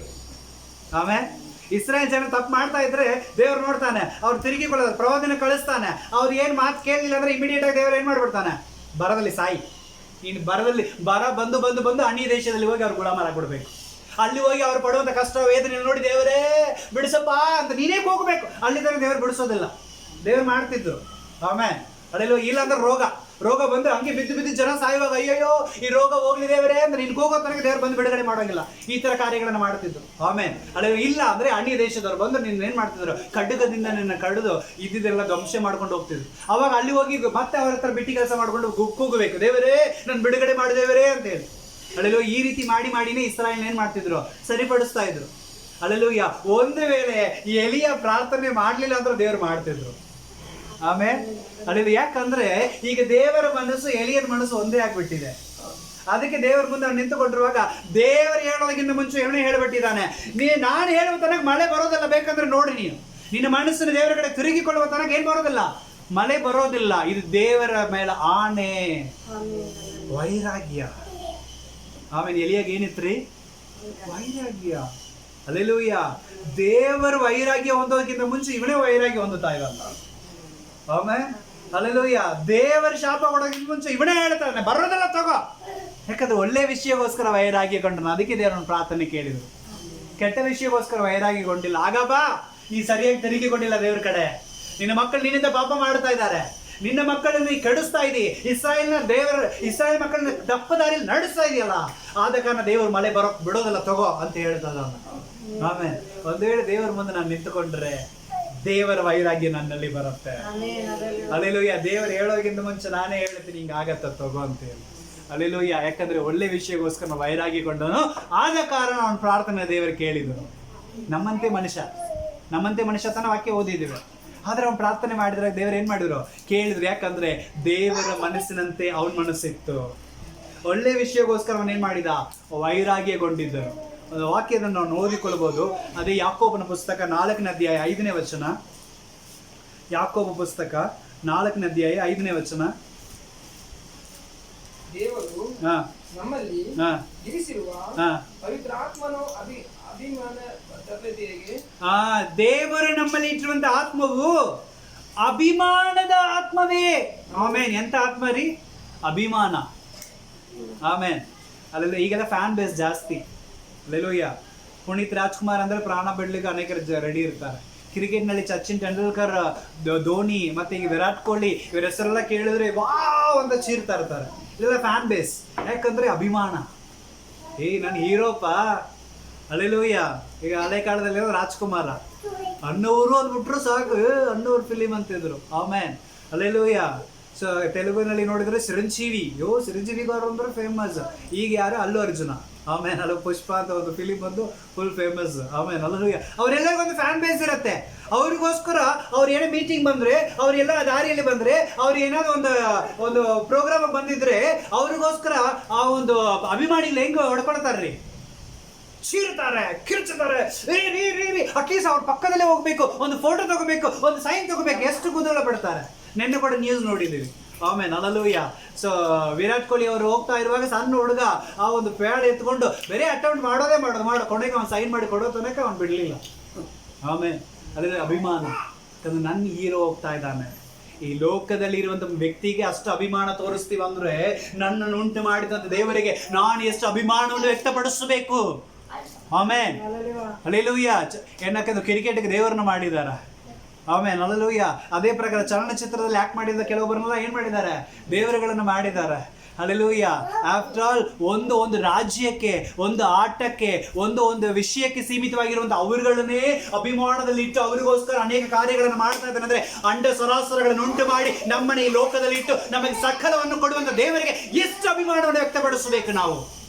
ಆಮೇಲೆ ಹಲ್ಲೆಲೂಯಾ, ಹಲ್ಲೆಲೂಯಾ. ಕೆಲವರೆಲ್ಲ ಹೇಳ್ತಾರೆ ನಾನು ಜೀವ ಕೊಡೋದು ಕೊಟ್ಟು ಬಿಡ್ತೀನಿ, ಕಿರ್ಚಿ ಕೀರ್ತಾರ. ಆಮೇಲೆ ಹಲ್ಲೆಲೂಯಾ. ನಮ್ಮ ದೇವ್ರ ಮುಂದೆ ನಾವು ಹಂಗೆ ಇರಬೇಕು. ಯಾಕಂದ್ರೆ ದೇವರು ನಮಗೆ ಅಂತ ಆತ್ಮ ಕೊಟ್ಟಿದ್ದಾನೆ. ದೇವರೇ ನಿಶ್ಚಿತ ಮಾಡಬೇಕು, ಅಭಿಮಾನದ ಆತ್ಮ. ಆಮೇಲೆ ನಿನ್ನೆಗೋಸ್ಕರ ಮಾಡ್ತೀನಿ ಸ್ವಾಮಿ, ನಿನ್ನೆಗೋಸ್ಕರ ಸ್ವಾರ್ಥ ಸಾರ್ತೀನಿ, ನಿನ್ನೆಗೋಸ್ಕರ ಸಭೆ ಕಟ್ಟುತ್ತೇನೆ, ನಿನ್ನೆಗೋಸ್ಕರ ಜನಗಳ ಸಂಪಾದನೆ ಮಾಡ್ತೀನಿ, ನಿನ್ನೆಗೋಸ್ಕರ ನಾನು ಎಲ್ಲಾ ಕಾರ್ಯಗಳು ಮಾಡ್ತೀನಿ ಅಂತ ಅಭಿಮಾನಗಳನ್ನು ವ್ಯಕ್ತಪಡಿಸಬೇಕು ನಾವು. ಆಮೇಲೆ ಹಲ್ಲೆಲೂಯಾ. ಈ ಲೋಕದಲ್ಲಿ ಇದ್ದವರಿಗೆ ಎಷ್ಟು ಅಭಿಮಾನ ತೋರಿಸ್ತೀವೋ ಅದೆಲ್ಲ ವೇಸ್ಟ್ ಪ್ರಿಯರೇ. ಹಲ್ಲೆಲೂಯಾ. ಆದರೆ ನನ್ನ ದೇವರಿಗೋಸ್ಕರ ನಾನು ಅಭಿಮಾನವನ್ನು ವ್ಯಕ್ತಪಡಿಸುವಾಗ ದೇವರು ನನಗಾಗಿ ಎಲ್ಲ ಮಾಡುತ್ತಾನೆ. ಯಾವನ ಮಾಡ್ಲಿಕ್ಕೆ ಸಾಧ್ಯನ ಈ ಲೋಕದಲ್ಲಿ ಅಭಿಮಾನ ವ್ಯಕ್ತಪಡಿಸಿದ್ರೆ? ಸೂರ್ಯ ಅಲ್ಲೇ ನಿಂದ್ರತ್ತ. ಆದರೆ ನನ್ನ ಜನರು ಯಾರನ್ನ ದೇವರ ಮುಂದೆ ನಿಂತುಕೊಂಡಿದ್ದಾರೆ ನೋಡ್ರಿ, ಅವ್ರು ಪ್ರಾರ್ಥನೆ ಮಾಡಿದ್ರೆ ಸೂರ್ಯ ನಿಂದಿರುತ್ತೆ. ಹಲ್ಲೆಲೂಯಾ. ದೇವರು ಎಂತ ದೊಡ್ಡವನು, ಮೋಶೆ ಎಂತ ದೊಡ್ಡವನು. ಆದ್ರೆ ದೇವ್ರ ಮೋಶೆ ಹೇಳ್ತಾ ಇದ್ದಾನೆ, ಏ ಮೋಶೆ ಸರಿ ಜನರನ್ನ ಕೊಂದು ಬಿಡ್ತೀನಿ. ದೇವ್ರ ಮನಸ್ಸು ಮಾಡಿದ್ರೆ ಕೊಂದು ಬಿಡ್ಬೋದಾಯ್ತು. ಆದ್ರೆ ಮೋಶೆ ಹತ್ರ ಹೋಗಿ ದೇವ್ರು ಯಾಕೆ ಹೇಳ್ಬೇಕು? ಮೋಶೆ ಸರಿ ಇವರನ್ನ ಕೊಳ್ಳುತ್ತೀನಿ ಅಂದ್ರೆ ಏನರ್ಥ? ವೈರಾಗ್ಯ. ನಾ ಕೊಳ್ಳಕ್ ಬಿಡಂಗಿಲ್ಲ, ನನ್ನನ್ನು ಕೊಂದು ಮುಂದೆ ಹೋಗಂತ ಹೇಳಿ ಹೋಗಿ ನಿಂತಾನೆ ಮೋಶೆ. ನನ್ನ ಹೆಸರಿನ ಜೀವವಾದ ಪಟ್ಟಿಯಿಂದ ಏನ್ ಮಾಡಿ ನೀನು ಕಿತ್ತಿ ಹಾಕು. ಎಷ್ಟು ವೈರಾಗ್ಯ. ಆಮೇಲೆ ಆ ವೈರಾಗ್ಯ ನಮಗಿದೆಯಾ? ಅಲ್ಲೆಲ್ಲ ಸತ್ರೆ ಸಾಯ್ಲಿ ಅಂತೀವಿ ನಾವು. ಆಮೇಲೆ ಅಲ್ಲೆಲ್ಲೂ ಇವರೆಲ್ಲ ಎದಕ್ ಬೇಕಂತೀವಿ ನಾವು. ಆಮೇಲೆ ಹಲ್ಲೆಲೂಯಾ. ಆದ್ರೆ ಅವ್ರು ನೋಡ್ರಿ, ದೇವ ಜನರ ವೈರಾಗ್ಯ ನೋಡ್ರಿ. ಹಲ್ಲೆಲೂಯಾ. ಮೋಶೆನ ದೇವರು ಸರಿ ಅಂತಾನೆ, ಸರಿಯಪ್ಪ ಇವ್ರನ್ನ ಮುಗಿಸ್ಬಿಡ್ತೀನಿ, ನಿನ್ನ ದೊಡ್ಡ ಚೆನ್ನಾಗಿ ಮಾಡ್ತೀನಿ ಅಂತಾನೆ. ಆಮೇಲೆ ಸರಿ ಅಂತಲಿ ಮನುಷ್ಯ ಮಾತ್ರಕ್ಕೆ. ಆದರೂ ಸರಿ ಅಂತ ದೇವರು ಅವನ ಹತ್ರ ಬಂದು ಕೇಳ್ತಾ ಇದ್ದಾನಂದ್ರೆ ಇವನು ಎಷ್ಟು ಮಟ್ಟಿಗೆ ದೇವನಿಗೆ ಅಭಿಮಾನವನ್ನು ವ್ಯಕ್ತಪಡಿಸಬಹುದು. ಆಮೇಲೆ ಹಲ್ಲೆಲೂಯಾ. ಏನೇ ಬಂದು ಧೈರ್ಯವಾಗಿ ನಿಂದಿರ್ತಾನೆ. ಯಾಕಂದ್ರೆ ತನ್ನ ಮುಂದೆ ಯಾರಿದ್ದಾರೆ? ದೇವರಿದ್ದಾನೆ. ಅಭಿಮಾನ ವ್ಯಕ್ತಪಡಿಸಬೇಕು. ಅದಕ್ಕೆ ದೇವರು ಕೆಂಪು ಸಮುದ್ರವನ್ನು ಓಪನ್ ಮಾಡಿದ. ಅದಕ್ಕೆ ಯೋಶುವನಿಗೋಸ್ಕರ ಯೋರ್ದಾನ್ ನಿಲ್ಲಿಸಿದ. ಅದಕ್ಕೆ ದೇವರು ಏನ್ ಮಾಡಿದ? ಯೋಶುವನ ಮುಖಾಂತರ ಎರಿಗೋ ಕೆಳಗೆ ಬಿದ್ದು ಹೋಯ್ತು. ಹಲ್ಲೆಲೂಯಾ. ಅರ್ಥ ಆಗ್ತಾ ಇದೆಲ್ಲ ನಾನು ಮಾತಾಡೋದು? ಹಲ್ಲೆಲೂಯಾ. ಯಾರೆಲ್ಲ ದೇವರಿಗೆ ಅಭಿಮಾನವನ್ನು ವ್ಯಕ್ತಪಡಿಸ್ತಾರೋ ಅವರು ದೇವರ ಮುಂದೆ ಪ್ರಾರ್ಥನೆ ಮಾಡುವಾಗ ದೇವರು ಅವ್ರಿಗೆ ಮಾರ್ಗಗಳನ್ನು ತಾರೆ ಮಾಡುತ್ತಾನೆ. ಆಮೇಲೆ ಇವತ್ತು ನಮ್ಮ ಪ್ರಾರ್ಥನೆಗೆ ಉತ್ತರ ಬರಬೇಕಂದ್ರೆ ದೇವರಿಗೆ ಅಷ್ಟಲ್ಲ, ವೈರಾಗ್ಯವನ್ನು ತೋರಿಸುವಂತವರಾಗಿರಬೇಕು. ಆಮೇಲೆ ಕೊನೆಯದಾಗೋದು ವಾಕ್ಯವನ್ನು ಓದಿ ನಾವು ಪ್ರಾರ್ಥನೆಗಾಗಿ ಹೋಗೋಣ. 1ನೇ ಕೊರಿಂಥದವರಿಗೆ ಬರೆದ ಪತ್ರಿಕೆ 14ನೇ ಅಧ್ಯಾಯ 12ನೇ ವಚನ. 1ನೇ ಕೊರಿಂಥದವರಿಗೆ ಬರೆದ ಪತ್ರಿಕೆ 14ನೇ ಅಧ್ಯಾಯ 12ನೇ ವಚನ. ನೀವು ಪವಿತ್ರಾತ್ಮರಹಿತರವಾದ ನುಡಿಗಳನ್ನು ಆಡೋದಕ್ಕೆ ಅಪೇಕ್ಷಿಸುವವರಾಗಿರೋದಕ್ಕೆ ಸಭೆಗೆ ಭಕ್ತಿ ವೃದ್ಧಿ ಉಂಟಾಗುವ ಹಾಗೆ ಅದಕ್ಕಿಂತಲೂ ಹೆಚ್ಚಾದದನ್ನು ಮಾಡತಕ್ಕ ಪ್ರಯತ್ನಿಸಿರಿ. ಆಮೆನ್. ಹಲ್ಲೆಲೂಯಾ. ದೇವರ ವಾಕ್ಯದಲ್ಲಿ ನಾವು ನೋಡ್ತಾ ಇದ್ದೇವೆ, ಆತ್ಮೀಕವಾದ ವರಗಳನ್ನು ನಾಡುವಂತೆ, ಸಭೆಗೆ ಭಕ್ತಿ ವೃತ್ತಿ ಉಂಟಾಗುವಂತೆ ಅದನ್ನೇ ಅಪೇಕ್ಷಿಸುತ್ತಾ, ಅದನ್ನೇ ಬಯಸುತ್ತಾ, ಅದನ್ನೇ ಹೊಂದಿಕೊಳ್ಳಿರಿ ಎಂಬುದಾಗಿ. ಆಮೇಲೆ ನಾವೇನ್ ಮಾಡ್ಬೇಕಂತ್ರಿ? ಆತ್ಮೀಕವಾದ ವರಗಳನ್ನು ಹುಡುಕುವಂತವರಾಗಿರ್ಬೇಕು. ಪಕ್ಕದಲ್ಲಿದ್ದವರಿಗೆ ಹೇಳಿ, ಆತ್ಮೀಕವಾದ ವರಗಳನ್ನು ಹುಡುಕ್ರಿ. ಏನ್ ವರ? ಆತ್ಮೀಕವಾದ ವರಗಳನ್ನು ಹುಡುಕಬೇಕು, ಲೌಕಿಕವಾದ ವರಗಳಲ್ಲ. ಆಮೇನ್. ಹಲ್ಲೆಲೂಯಾ. ಆತ್ಮೀಕವಾದ ವರಗಳನ್ನು ನಾವೇನು ಮಾಡಬೇಕು? ಹುಡುಕಬೇಕು. ಆತ್ಮೀಕವಾದ ವರಗಳು ಪರಲೋಕದಿಂದ ದೇವರು ಕೊಡುತ್ತಾನೆ, ಪರಿಶುದ್ಧಾತ್ಮ ನಮಗೆ ಕೊಡುತ್ತಾ ಇರ್ತಾನೆ. ಆ ವರಗಳನ್ನು ಏನ್ ಮಾಡ್ಬೇಕು? ನಾವು ಹುಡುಕಬೇಕು. ಹಲ್ಲೆಲೂಯಾ. ಆತ್ಮೀಕವಾದ ವರಗಳನ್ನ ಹುಡುಕುವಾಗ ಅದೇನಾಗುತ್ತೆ ಅಂದ್ರೆ ಸಭೆಗೆ ಭಕ್ತಿ ವೃತ್ತಿ ಉಂಟಾಗುತ್ತದೆ. ಅರ್ಥ ಆಗ್ತಾಗಲ್ಲ? ಸಭೆನ ಬೆಳೆಸಬೇಕಾದ ಜವಾಬ್ದಾರಿ ಯಾರ್ದು? ಹಲ್ಲೆಲೂಯಾ. ನಾನು ಆತ್ಮೀಕವಾಗಿ ಪ್ರಾರ್ಥನೆ ಮಾಡಿದರೆ ನನ್ನಿಂದ ಸಭೆ ಬೆಳೆಯುತ್ತೆ. ಹಲ್ಲೆಲೂಯಾ. ನನ್ನಿಂದ ಇನ್ನೊಬ್ಬರು ಪ್ರಾರ್ಥನೆ ಕಳೀತಾರೆ, ನನ್ನಿಂದ ಪರಿಶುದ್ಧಾತ್ಮನ ಅವರೊಂದಿಗೆ ಮಾತಾಡ್ತಾರೆ, ನನ್ನಿಂದ ಪರಿಶುದ್ಧಾತ್ಮನ ವರಗಳು ಅವ್ರಿಗೂ ಬರುತ್ತೆ. ಸೌಳ ಪ್ರವಾದಿ ಅಲ್ಲ, ಗೊತ್ತಾ? ಸೌಲ್ ಯಾರಿಲ್ರಿ? ಪ್ರವಾದಿ ಅಲ್ಲ. ಹಲ್ಲೆಲೂಯಾ. ಅವನೇನೋ ಸಣ್ಣ ಕುಟುಂಬದ ಮಗ, ಕತ್ತೆನ ಹುಡ್ಕೊಂಡು ಬರ್ತಾ ಇದ್ದ. ಆಮೇಲೆ ಹಲ್ಲೆಲೂಯಾ. ಡಾಂಕಿನ ಹುಡ್ಕೊಂಡು ಬರ್ತಾ ಇದ್ದ. ಬರ್ತಾ ಇರುವಾಗ ಒಂದೊಂದು ಸ್ಥಳಕ್ಕೆ ಹೋಗ್ತಾನೆ. ಪ್ರವಾದಿಗಳೆಲ್ಲರೂ ಸೇರಿ ಪ್ರವಾದನೆ ನುಡಿತಾ ಇರುವಾಗ ಅವನು ಕೂಡ ಅಲ್ಲಿ ಹೋದ ಕಾರಣದಿಂದ ಅವನು ಕೂಡ ಪ್ರವಾದನೆ ನುಡಿದನು ಎಂಬುದಾಗಿ ನಾವು ನೋಡುತ್ತೇವೆ. ಆಮೇಲೆ ಕಾರಣ ಪರಿಶುದ್ಧಾತ್ಮನ ವರ. ಇವತ್ತು ನಾವು ಪರಿಶುದ್ಧಾತ್ಮ ವರಗಳನ್ನು ಹೊಂದಿಕೊಂಡ್ರೆ ನಮ್ಮ ಸಭೆ ಭಕ್ತಿ ವೃತ್ತಿ ಉಂಟಾಗುತ್ತದೆ. ಆಮೇಲೆ ಅರ್ಥ ಆಗ್ತಾಗಲ್ಲ. ಸಭೆ ಬೆಳಿಬೇಕಂದ್ರೆ ನಮಗೇನ್ ಬೇಕು? ಆತ್ಮಿಕವಾದ ವರಗಳು ಬೇಕು. ಏನ್ ಬೇಕು ನಮಗೆ? ಆತ್ಮಿಕವಾದ ವರಗಳು ಬೇಕು. ಪವಿತ್ರಾತ್ಮ ಭರಿತರಾಗಿ ನಾವೇನ್ ಮಾಡ್ಬೇಕು? ಪ್ರಾರ್ಥನೆ ಮಾಡ್ಬೇಕು. ಮರಿಯಲು ಬಂದು ಎಲಿಸಬೆತ್ ಹತ್ರ ಮಾತಾಡ್ತಾ ಇದ್ದಾಳ. ಮರಿಯಲು ಯಾರು? ಮರಿಯಲು ಯಾರು? ಯೇಸು ಸ್ವಾಮಿನ ತಾಯಿ. ಎಲಿಸಬೆತ್ ಯಾರು? ತಂಗಿ. ಇನ್ನೊಂದು ಎಲಿಸಬೆತ್ ಯಾರು? ಸ್ಥಾನಿಕನಾಗಿರುವಂತ ಯೋಹಾನನ ತಾಯಿ. ಅರ್ಥ ಆಗ್ತಾ ಇದಲ್ಲ? ಯೇಸು ಕ್ರಿಸ್ತನ ತಾಯಿ ಮರಿಯಲು, ಸ್ಥಾನಿಕನಾಗಿರುವಂತ ಯೋಹಾನನ ತಾಯಿ ಯಾರು? ಎಲಿಸಬೆತ್. ಹಲ್ಲೆಲೂಯಾ. ಮರಿಯಲು ಬಂದು ಎಲಿಸಬೆತ್ ಹತ್ರ ಮಾತಾಡ್ತಾ ಇರುವಾಗ ಎಲಿಸಬೆತ್ ಹೊಟ್ಟೆಯಲ್ಲಿ ಇರುವಂತ ಮಗು ಯಾರು? ಸ್ಥಾನಿಕನಾದ ಯೋಹಾನ. ಎಲ್ಲಿದನಿಗೆ? ಎಲಿಸಬೆತ್ ಹೊಟ್ಟೆ ಒಳಗಿದ್ದಾಳ. ಹಲ್ಲೆಲೂಯಾ. ಮರಿಯಲು ಮಾತಾಡ್ತಾ ಇರುವಾಗಲೇ ಎಲಿಸಬೆತ್ ಹೊಟ್ಟೆಯಲ್ಲಿರುವಂತ ಮಗು ಪವಿತ್ರಾತ್ಮ ಭರಿತರಾಗಿ ಒದಿತಾ ಇತ್ತಂತೆ. ನನ್ನ ಗುರುವಿನ ತಾಯಿ ಬಂದಿದ್ದಾರೆ, ನನ್ನ ಗುರು ನನ್ನ ಪಕ್ಕದಲ್ಲಿ ಇದ್ದಾರೆ ಅಂತ ಅಷ್ಟು ವೈರಾಗಿ ಹೊಟ್ಟೆ ಒಳಗೆ ಬಂತಂತೆ ಅವನಿಗೆ. ಆಮೆನ್. ಹಲ್ಲೆಲೂಯಾ. ಯಾಕಂದ್ರೆ ಮರಿಯಲ್ ಮಾತಾಡ್ತಾ ಇದ್ದಾಳೆ. ಮರಿಯಲ್ ಧ್ವನಿ ಯಾರು ಕೇಳ್ತಾ ಇದೆ? ಆ ಹೊಟ್ಟೆಲಿ ಒಂದು ಮಗು ಕೇಳ್ತಾ ಇದೆ. ಆಗ ಆ ಒಂದು ಮಗು ಗೊತ್ತಾಯ್ತು, ಯೇಸು ಸ್ವಾಮಿ ನನ್ನ ಪಕ್ಕದಲ್ಲಿ ಇದ್ದಾನೆ ಅಂತೇಳಿ. ಆಮೆನ್. ಈ ಪಕ್ಕದ ಹೊಟ್ಟೆಯಲ್ಲಿ ಯೇಸು ಸ್ವಾಮಿ, ಈ ಪಕ್ಕದ ಹೊಟ್ಟೆಯಲ್ಲಿ ಯೋಹಾನನ. ಯೇಸು ಸ್ವಾಮಿಯ ತಾಯಿ ಮಾತಾಡ್ತಾ ಇರುವಾಗ ಸ್ಥಾನಿಗೆ ಗೊತ್ತಾಯ್ತು, ನನ್ನ ಪಕ್ಕದಲ್ಲಿ ಯಾರಿದ್ದಾರೆ? ಯೇಸು ಇದ್ದಾರೆ ಅಂತ ಎಷ್ಟು ವೈರಾಗ್ಯ ತೋರಿಸ್ತಾ ಇದ್ದ. ಇವತ್ತು ದೇವರ ಸಮ್ಮುಖದಲ್ಲಿ ಬಂದಿರೋ ನೀವುಗಳು ನಾವುಗಳು ಅಷ್ಟೇ ದೇವರು ವೈರಾಗ್ಯ ತೋರಿಸಬೇಕು. ನನ್ನ ಮುಂದೆ ಯೇಸು ಇದ್ದಾನೆ. ಆಮೇಲೆ ಹಲ್ಲೆಲೂಯಾ. ಅಷ್ಟು ವೈರಾಗ್ಯವಾಗಿ ನಿಂತುಕೊಂಡ್ರೆ ದೇವರು ನನಗೋಸ್ಕರ ಎಲ್ಲ ಮಾಡುತ್ತಾನೆ. ಹಲ್ಲೆಲೂಯಾ. ಇವತ್ತು ಅದೇ ವೈರಾಗ್ಯದೊಂದಿಗೆ, ಅದೇ ಅಭಿಮಾನದೊಂದಿಗೆ, ಅದೇ ವರಗಳೊಂದಿಗೆ, ಅದೇ ಆಸಕ್ತಿಯೊಂದಿಗೆ ಇವತ್ತು ಇಲ್ಲಿಂದ ನಾವು ಹೊರಟು ಹೋಗ್ಬೇಕು. ಆಮೇಲೆ ನಾವೆಲ್ಲರೂ ಸೇರಿ ಪ್ರಾರ್ಥನೆ ಮಾಡೋಣ. ಕಣ್ಗಳನ್ನು ಮುಚ್ಚಿದವರಾಗಿ ನಾವು ಪ್ರಾರ್ಥನೆ ಮಾಡೋಣ. ಸರ್ವಶಕ್ತನಾಗಿರುವಂಥ ತಂದೆಯಾದ ದೇವರೇ, ಎಲಿಯ ನಮ್ಮಂತೆ ಸ್ವಭಾವವುಳ್ಳ ಮನುಷ್ಯನಾಗಿದ್ದರೂ ಕೂಡ ಕರ್ತನೆ, ಅವನ ಪ್ರಾರ್ಥನೆ ಕರ್ತನೆ ನೀನು ಕೇಳಿದ್ರಿ ಸ್ವಾಮಿ. ಅವನು ಹೇಳಿದಾನೆ ಮಳೆ ಬರಬಾರದಂತೇಳಿ, ಆದ ಕಾರಣ ಬಹಳವಾಗಿ ಪ್ರಾರ್ಥನೆ ಮಾಡಿದಾನೆ. ಓ, ಅವನ ಪ್ರಾರ್ಥನೆಯನ್ನು ಕೇಳಿ ನೀನು ಮಳೆಯನ್ನು ಸ್ಟಾಪ್ ಮಾಡಿದೀಯಪ್ಪ. ನಿಜವಾಗಲೂ ಇವತ್ತು ಅದೇ ವೈರಾಗ್ಯ ನಮ್ಮಲ್ಲಿ ಇರಲಿ. ಎಲಿಯ ಯಾವಾಗಲೂ ನಿನ್ನನ್ನು ಎದುರುಗಡೆ ಇಟ್ಟುಕೊಂಡಿದ್ದನು ಸ್ವಾಮಿ, ನಿನಗಾಗಿ ವೈರಾಗ್ಯ ತೋರಿಸಿದನು ಸ್ವಾಮಿ. ಇವತ್ತು ನಾವು ಕೂಡ ಅದೇ ವೈರಾಗ್ಯವುಳ್ಳವರಾಗಿ, ನಾವು ಕೂಡ ನಿಮ್ಮನ್ನು ಯಾವಾಗಲೂ ಎದುರಿಗೆ ಇಟ್ಟುಕೊಂಡವರಾಗಿ, ಅಪ್ಪ ನಿನ್ನನ್ನು ಮುಂದುಗಡೆ ಇಟ್ಟುಕೊಂಡವರಾಗಿ ದೇವರೇ ನಾವು ಪ್ರಾರ್ಥನೆ ಮಾಡುವಂತ ಅಭಿಷೇಕವನ್ನು ಕೊಡು ಸ್ವಾಮಿ. ಎಚ್ಚರವಾಗಿದ್ದುಕೊಂಡು ಪ್ರಾರ್ಥನೆ ಮಾಡಬೇಕು, ಎಡಬಿಡದೆ ನಾವು ಪ್ರಾರ್ಥನೆ ಮಾಡಬೇಕು. ಯಾವಾಗಲೂ ನಾವು ಪ್ರಾರ್ಥನೆ ಮಾಡಬೇಕು. ಪರಿಶುದ್ಧಾತ್ಮ ಭರಿತರಾಗಿ ನಾವು ಪ್ರಾರ್ಥನೆ ಮಾಡಬೇಕು. ಆತ್ಮನ ವರಗಳನ್ನು ಹೊಂದಿದವರಾಗಿ ಪ್ರಾರ್ಥನೆ ಮಾಡಬೇಕು. ಭಕ್ತಿ ವೃತ್ತಿನ ಉಂಟು ಮಾಡುವಂತ ರೀತಿಯಲ್ಲಿ ಪ್ರಾರ್ಥನೆ ಮಾಡಬೇಕು. ಅಪ್ಪ, ಅಭಿಮಾನದೊಂದಿಗೆ ಪ್ರಾರ್ಥನೆ ಮಾಡಬೇಕು ಸ್ವಾಮಿ. ಈ ಪ್ರಾರ್ಥನೆ ವರಗಳನ್ನು ನಮಗೆ ನೀಡು ಸ್ವಾಮಿ. ಎಲಿಯನ ಭಾರವುಳ್ಳ ಪ್ರಾರ್ಥನೆ ಇವತ್ತು ನಮ್ಮ ಹೃದಯಗಳಲ್ಲಿ ಕೂಡ ಬರಲಿ. ನಿನಗಾಗಿ ವೈರಾಗ್ಯ ತೋರಿಸುವಂತ ಆತ್ಮ ನಮ್ಮಲ್ಲಿ ಬರಲಿ ಸ್ವಾಮಿ. ಈ ಆತ್ಮನ ಬೆಂಕಿ ಇವತ್ತು ನಮ್ಮ ಜೀವಿತದಲ್ಲಿ ಉಂಟಾಗಲಿ. ಇದೇ ಉತ್ಸಾಹ, ಇದೇ ಕರ್ತನೆ ಕಾರ್ಯ ನಮ್ಮಲ್ಲಿ ಉಂಟಾಗಲಿ ಸ್ವಾಮಿ. ಹಾಗೆ ನೀ ಮಾಡ್ತಿರೋದಕ್ಕಾಗಿ ಸ್ತೋತ್ರ. ಪ್ರಾರ್ಥನೆ ಕೇಳಿದ್ದಕ್ಕಾಗಿ ಸ್ತೋತ್ರ. ಸದುತ್ತರ ಕೊಟ್ಟಿದ್ದಕ್ಕಾಗಿ ಸ್ತೋತ್ರ. ವಾಕ್ಯಗಳನ್ನು ಕೇಳಿದ ಪ್ರತಿಯೊಬ್ಬರ ಜೀವಿತದಲ್ಲಿ ಬದಲಾವಣೆ ಕೊಟ್ಟಿದ್ದಕ್ಕಾಗಿ ಸ್ತೋತ್ರ. ಯೇಸು ಕ್ರಿಸ್ತನ ಉದ್ದಾದ ನಾಮದಲ್ಲಿ ಪರಿಶುದ್ಧಾತ್ಮನೇ ನಿನ್ನ ಸಹಾಯದಲ್ಲಿ ಪ್ರಾರ್ಥನೆಯಲ್ಲಿ ಬೇಡಿ ಹೊಂದುತ್ತಾ ಇದ್ದೇವೆ ನಮ್ಮ ಜೀವವುಳ್ಳ ಸರಿಗೆ ತಂದೆಯಾದ ದೇವರೇ. Amen, amen. God bless you. Praise the Lord.